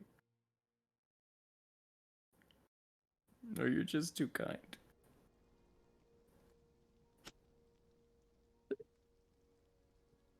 He's gonna sit. Okay, go ahead. He's gonna sit down on the porch and motion for her to sit next to him. It takes her a second, but she goes for it. Well, I won't deny there's something wrong with me. I mean, you've seen the type of things that we've been doing around here. It takes a kind of crazy to do this. But you didn't do anything wrong. The situation that Vargas put you all in, having you all out there, is, no matter who was in the stockades, whether it was you, whether it was somebody else, it was awful. I did what I could to help in the moment, and that's all I was trying to do, was give you guys some peace of mind. I wish I could have gotten you all out of there, but things just didn't work out that way. In the similar way that you had a perfect opportunity to be able to get out. You weren't trying to screw anybody else over, you were just trying to be safe. And there's nothing wrong with that. But I get the guilt. It's hard making a choice that results in the loss of life, whether intentional or not. But it doesn't always mean it was the wrong choice. You're here, and I know you think that you should live with guilt and mourn every day the loss of those who aren't here. But that's not going to change what happened. You said you knew them? Your sisters? Or the kids? No. No, I just knew them like I know people around, neighbors and such. Fair enough. There's still a community bonding that comes with that.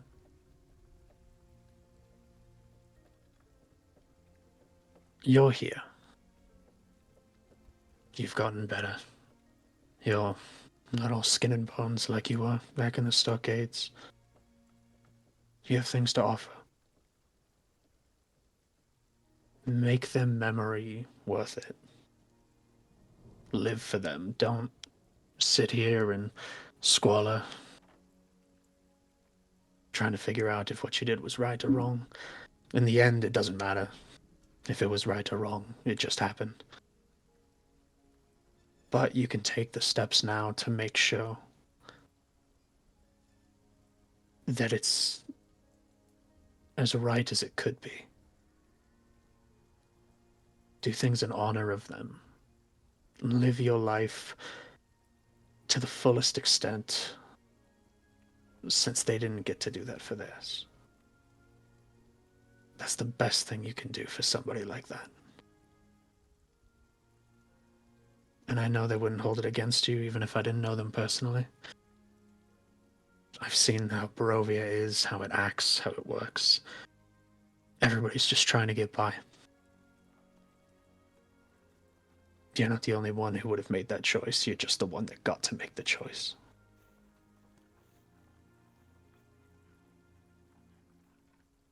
You have a lot to offer. And I know it sounds like I'm putting the world on your shoulders, but I'm not, believe me. I just know that you have the ability to live a good life. And I think you should try to take it, even if it takes a bit to get there. And if it helps, I harbor no ill will towards you. From the moment that Vargas sent people after us, I knew somebody must have talked. But I understood.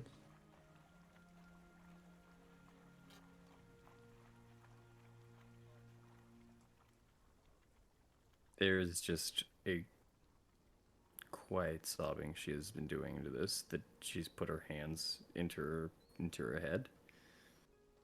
Put But my arm around her shoulder if she'll let me. And just kind of like hold her a little bit.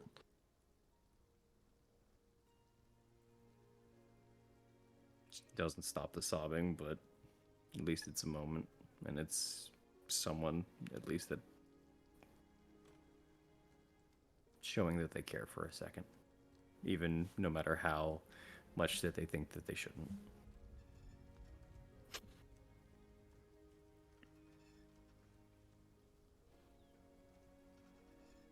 I'll make it up for them. I'll find a way back.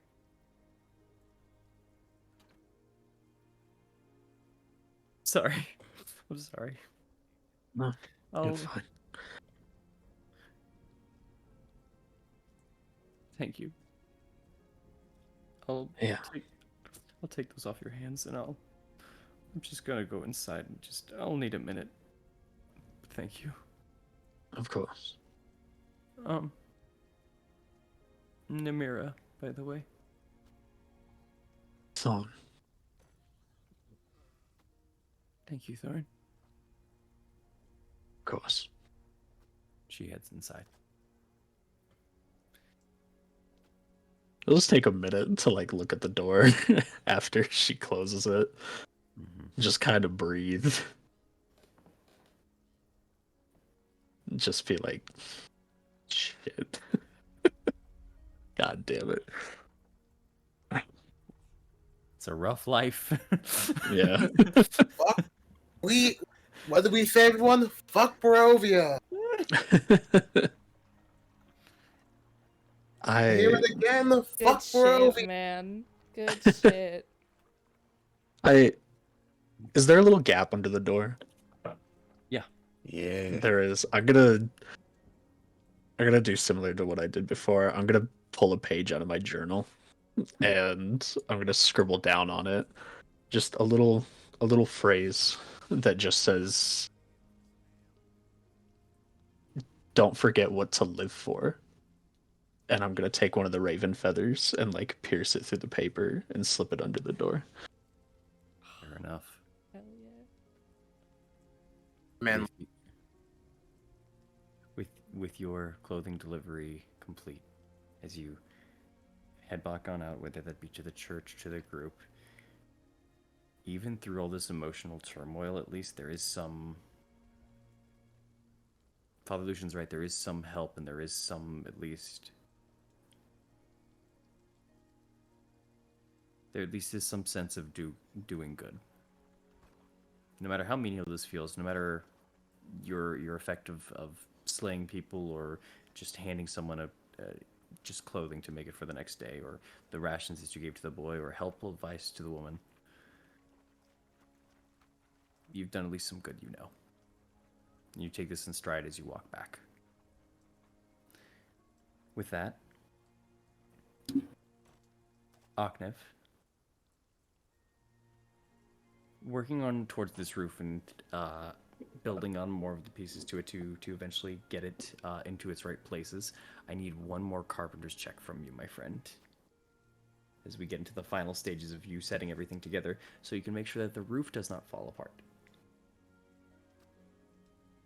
You have added new wood, new weight, and you need to cover it with the tiles that have fallen off. The D6.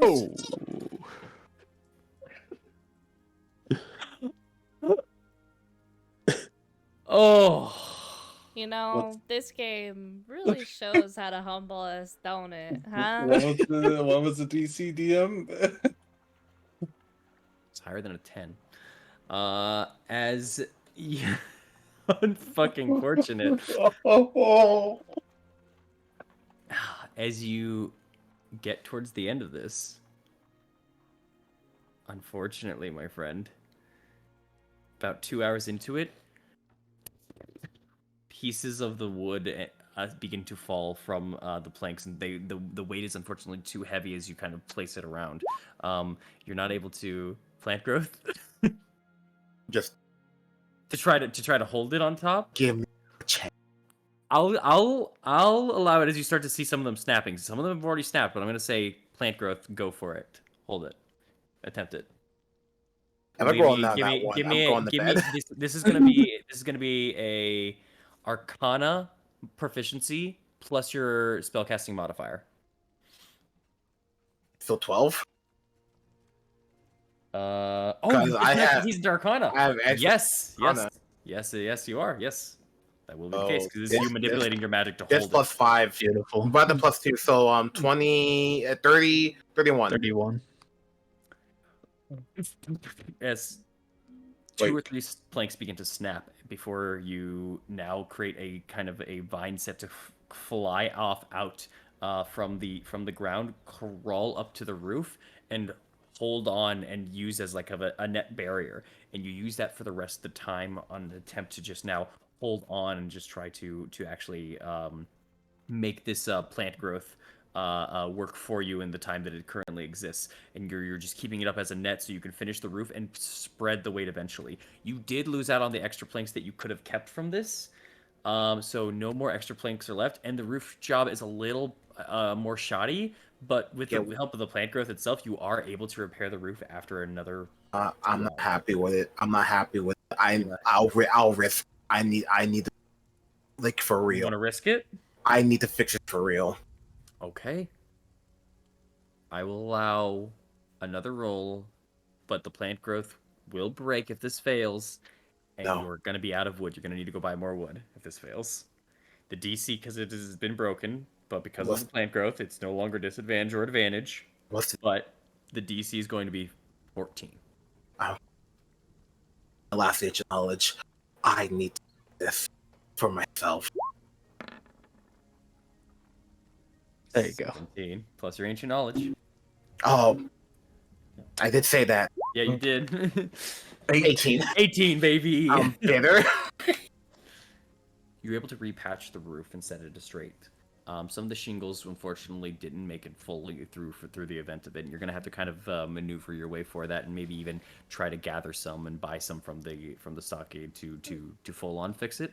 But you have officially patched up that main part of the roof, and you've covered it mostly in shingles. The rest of it, you kind of take some of the plant foliage before it shrivels up, and you can definitely survive it throughout the night for this. But the roof is officially fixed. It's not perfect for rain damage. That's going to be another attempt. But you have fixed the patch of your roof. All that's left is still the broken glass and shattered window out to the back. But your place is looking a lot better.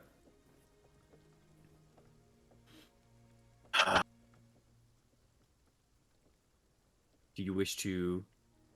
well, you don't have any more remaining planks because they're broken. I was going to say if you want to board up the window, but you could kind of use it with some of the broken pieces, but like it wouldn't be that great of a boarding job. I might do that. Mending. You might do that what? I might do that during the night because I'm mending. Because you have mending. You have mending. You could. It would take It would take probably like 20 minutes, but you could probably just repeatedly cast mending onto that if you would like to. Yeah, I'll do that later. Well, I'm Through the night. Okay, fair enough. what I need. I'm sorry. What I need to now is take out my. You're cutting a lot of. Cutting out I'm a lot. what I'm going to do right now. I'm going to take out my. Did that go through? No. What I'm You're gonna take out your what? I'm going to take out my painter's tools. Okay, Okay, there you go. got it. Hey, I was trying to mess with my mic on Discord so no one hear the squeaking on my chair, but never mind. What's that? Okay, you're going to take out your painter's tools. Go ahead. Yeah. And I'm just going to. It's going to start out with that idea of I guess the banner we were talking about of like us taking down Strahd, rallying the people. But I want to, after halfway through, I just start painting what I feel and just let that carry me and see what happens from it. Interesting. Okay. Just roll me a painter's tools check with either dexterity or charisma. Your choice. One is the finer details, one is the more expressive art. We're going charisma. I'm trying to find 23. 23. Fair enough. And what exactly is Aknev feeling as he begins to...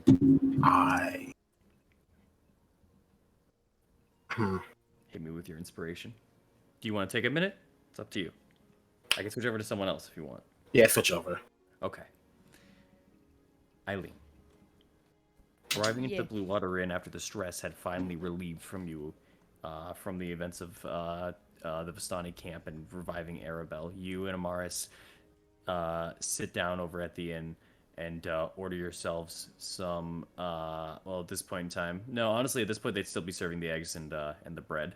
But Amaris grabs 5 plates this time. Oh my god. Yeah. Bro, while cowards cast themselves like that.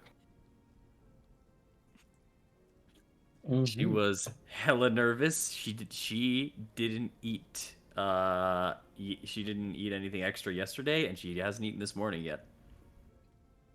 So she's gonna make up for that. Go ahead. I'll say one of her plates is on me. Just one though.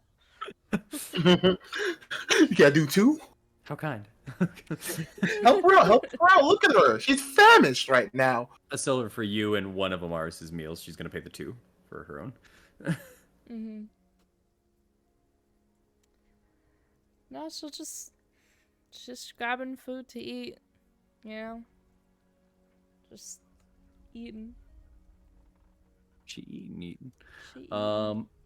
Fair enough. Is there anything you would like to do, or do you just want to bask in the final moments of relief in the Blue Water Inn and just be like, oh? Yeah, I'll say she just looks heavily like relieved, stress-free, happy, very happy. Fair enough.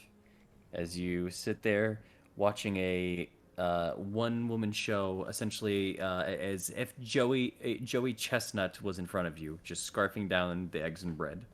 Uh, you can't help but at least finally enjoy the the levity of the situation, rather than all the heaviness that has been coming up for the past couple of weeks.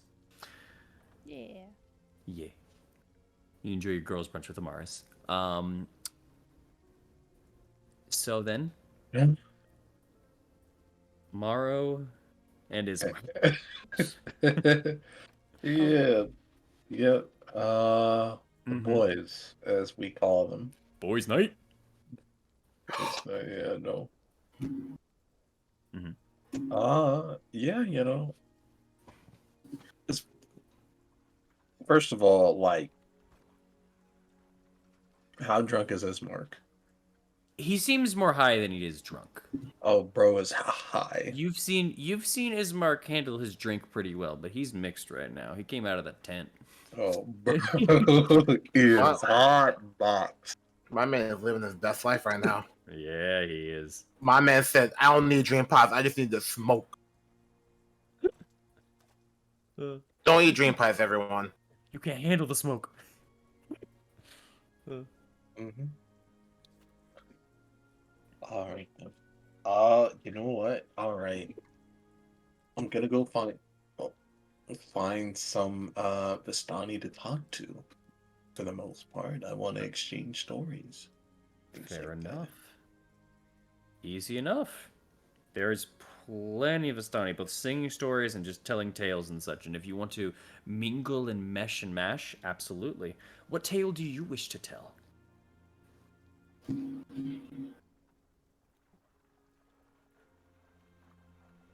You know what? What? I'm gonna go back into like to the beginning, early in tomorrow's life. I'm gonna tell a tale. I'm going to tell a tale of how he first became, first became the warrior that he is. How he got recruited. Mm-hmm. I'm right. Do you need me to tell the story, or I would. Up to you. I would love to hear one. But if you don't want to, it's all good. all right? I'm gonna. All right, all right.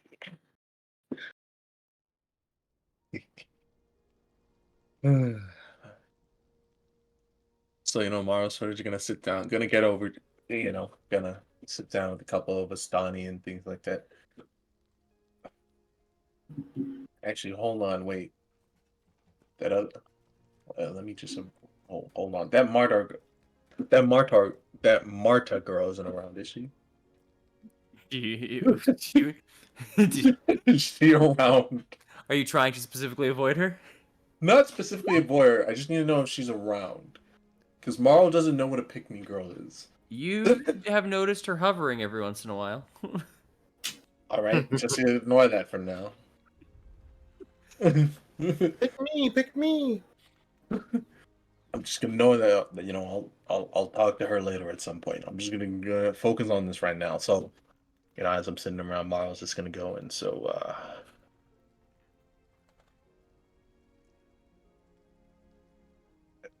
if I could tell a tale real quick,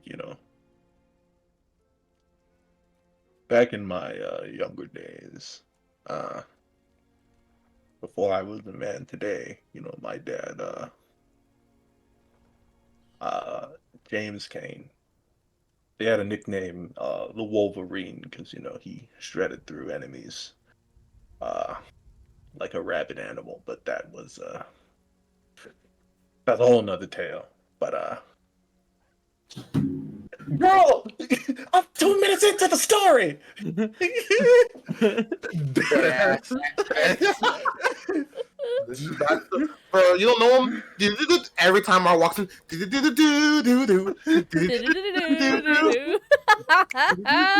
damn it. Where was I? You, Whenever- Jackman Kane. Very legit. This has nothing to do with that. But anyway, where was I? bullshit. But back when I wanted to be a big time adventurer, at the time. I remember I rolled up into the city with nothing to my name and signed up to join the adventuring guild. It was me and a friend of mine. Well, they had another calling that they were going to be, but I, wanted to be an adventurer real strong. And I remember I was, getting started. First thing I had, the first adventuring job I ever got, deliver milk. Suffice to say, I was very disappointed. I thought, oh, okay, maybe everybody starts like this. I specifically spent my time as a delivery boy, just delivering milk, walking, finding lost children in the city, and I was sort of getting sick of it. So I'm like, you know what, I'm a big shot,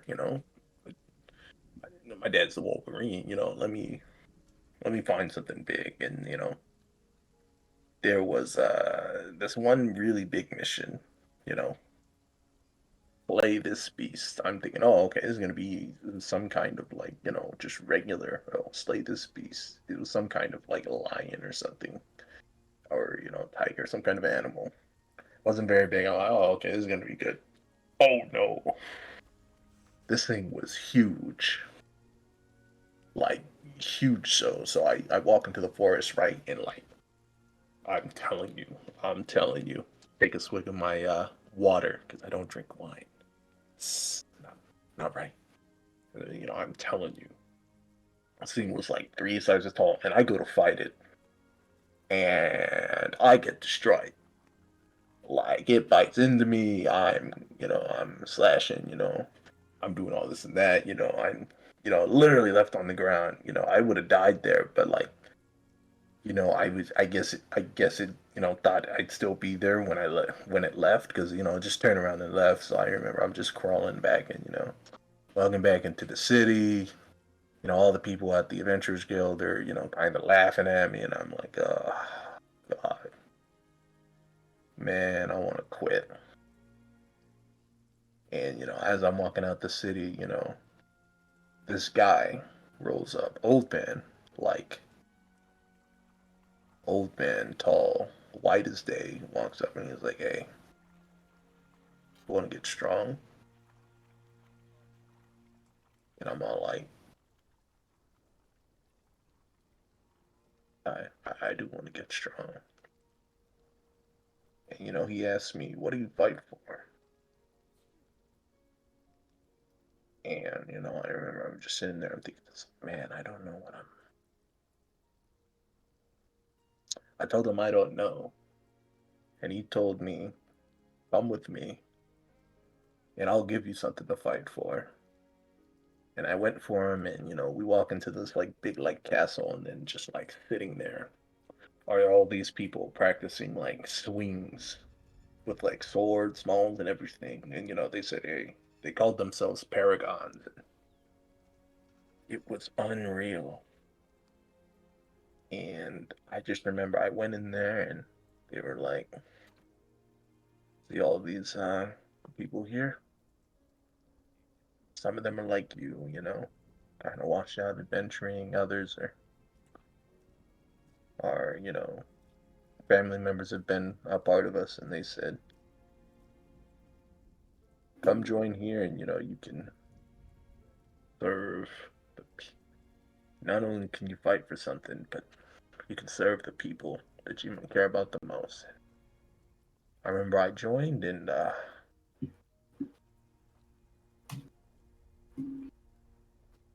it's been about 40 years now. Actually, no, it's been about 35 years now, and yeah, it was pretty cool. Pretty cool. You got your ass kicked. There's immediately like one voice kind of shouts out as something, the rest just like kind of going to a chuckle. I mean, yeah, I ain't gonna lie to you. I did get my ass kicked, but like, I'm alive. I'm alive though. Like a lot of adventurers go in, get their ass kicked, and then they're just they're dead in the ground. I'm alive. The time out, bro, made taking the L heroic. Let's remember that part. Like I'm alive, man. I will not. I was young. I was young. I beat that. I did beat that. I did beat that lion the next time I saw it. I beat it. Taking a salty Why did run you? back Yeah, heroic. yeah. Some people go like, "Why did you tell us that one then?" You know, like. Well, like, yeah, come on, man. Like, you know, I'm just. Yeah, as This is about me. That's a pivotal event in my life. That's how I learned to do. That's how I learned to like strike things, and then like, that's how I learned to strike things, and magic comes out. and That's you how I learned to keep do what getting I back do. up as Ismar kind of backs you out from the crowd, from within the crowd. Yeah, Thanks, buddy. thanks, son. Appreciate you. Yeah, that's what I do. That's what I do, man. That's what I do. That's what he does. As- What you want me to tell a story of young love or something? No, that's not what I do. Marta immediately like, yes.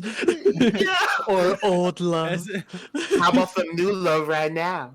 Oh my god, this girl. I'm surprised she ain't there. Just like, I liked it. I thought it was a great story. Blurt did say she's I- hovering. she yeah, no, she is hovering, but she's just kind of lightly laughing to like the events that are kind of occurring right now. She doesn't seem to be like she's getting involved here at the moment, but she All does. right. But if you do make eye contact with her, she does just give like a quick like little hand like wave gesture. Like She pointing. ain't- Oh, at she ain't me? She ain't stepping up. Oh yeah, to you. Me? Me? Nothing's changed, bro. They want Granny Dick. What you know? Oh my god. I'm pretty sure I'm the old one here. Like, They want that. Yeah, they want that Viagra stamina. She want that lasting for 4 hours or longer. You Come on, guys are Oath of Blue Chew. Yo, you guys are Bro, you guys that make lack- me laugh way the too lack- much. The crowd seems to be making fun of your story a little bit, but there are some people who at least understand and can somewhat at least appreciate it. Yeah, but I know. Ismark's got your back, and Yeah. and Marta wants to get your back. If you, Yeah, I don't know. Fuck it. You know what? I'll go talk to her. I guess. Fuck this shit. Okay, as they kind of go through and start to keep on going with the storytelling, you kind of keep it in the back as you approach Marta. So you're like, I was wondering when you'd come. Oh my god. Yeah.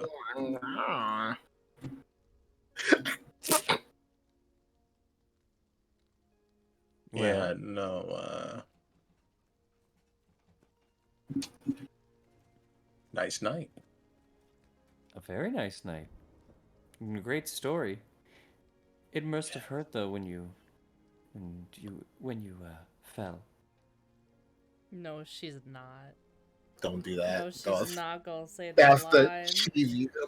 No, she ain't gonna Or if she say that line, I gotta walk away. It, in most cases, yeah, it did hurt. Yeah. Mhm. Specifically when you fell from heaven. Oh my god! This is You know a she had to. corny bitch. Maybe that's what people want. Bro, even Maro's heard that one. Oh. Okay. Right.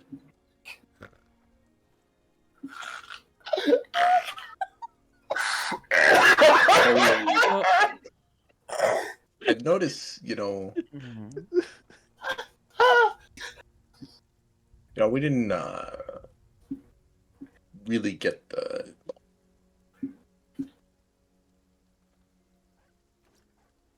Nervous? more of Understandable. just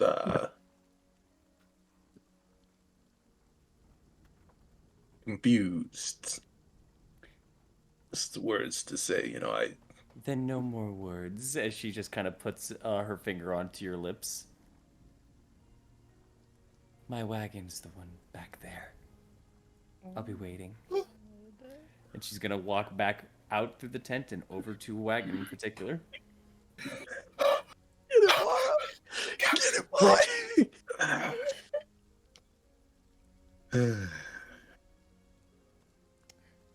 Well, a man's gotta do what a man's gotta do. Show her what you came back for. You guys are goddamn hilarious. I'm not gonna lie. Okay. Looking back at Ismark, Uh-huh. is he good? Yo, he is so good right now, he might take a nap on the floor for a couple minutes.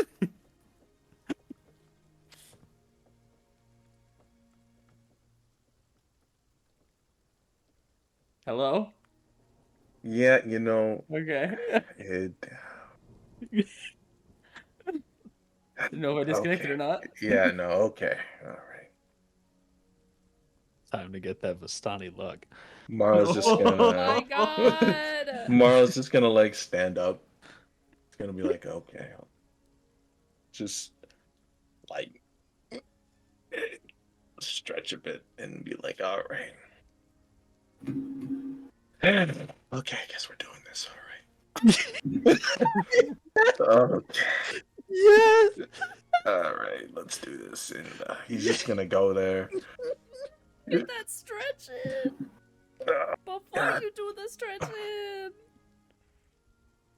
in. Do you feel Gotta so stretch, it's important. Do you feel so? Bro, go pull a muscle. It's like you like that. Shit.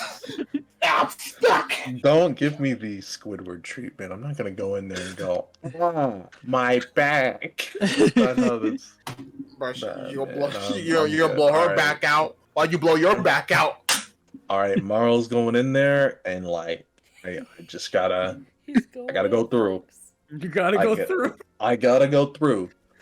At least gotta be nice. He's got to explore the mist, man. You got to let him. Bro, just get in there. What is this? Oh, do you wait, do you not know? I At this know. I point? know. I know. It's just. Oh, I don't. No, DM. I know. I Okay. understand what's going on. It's just like I didn't think it'd get to this point. Well- Let's do this. I ain't describing it, but if you go inside of that cart, Yeah, no, it Got it. happens. I'm Yeah. doing it. fair enough.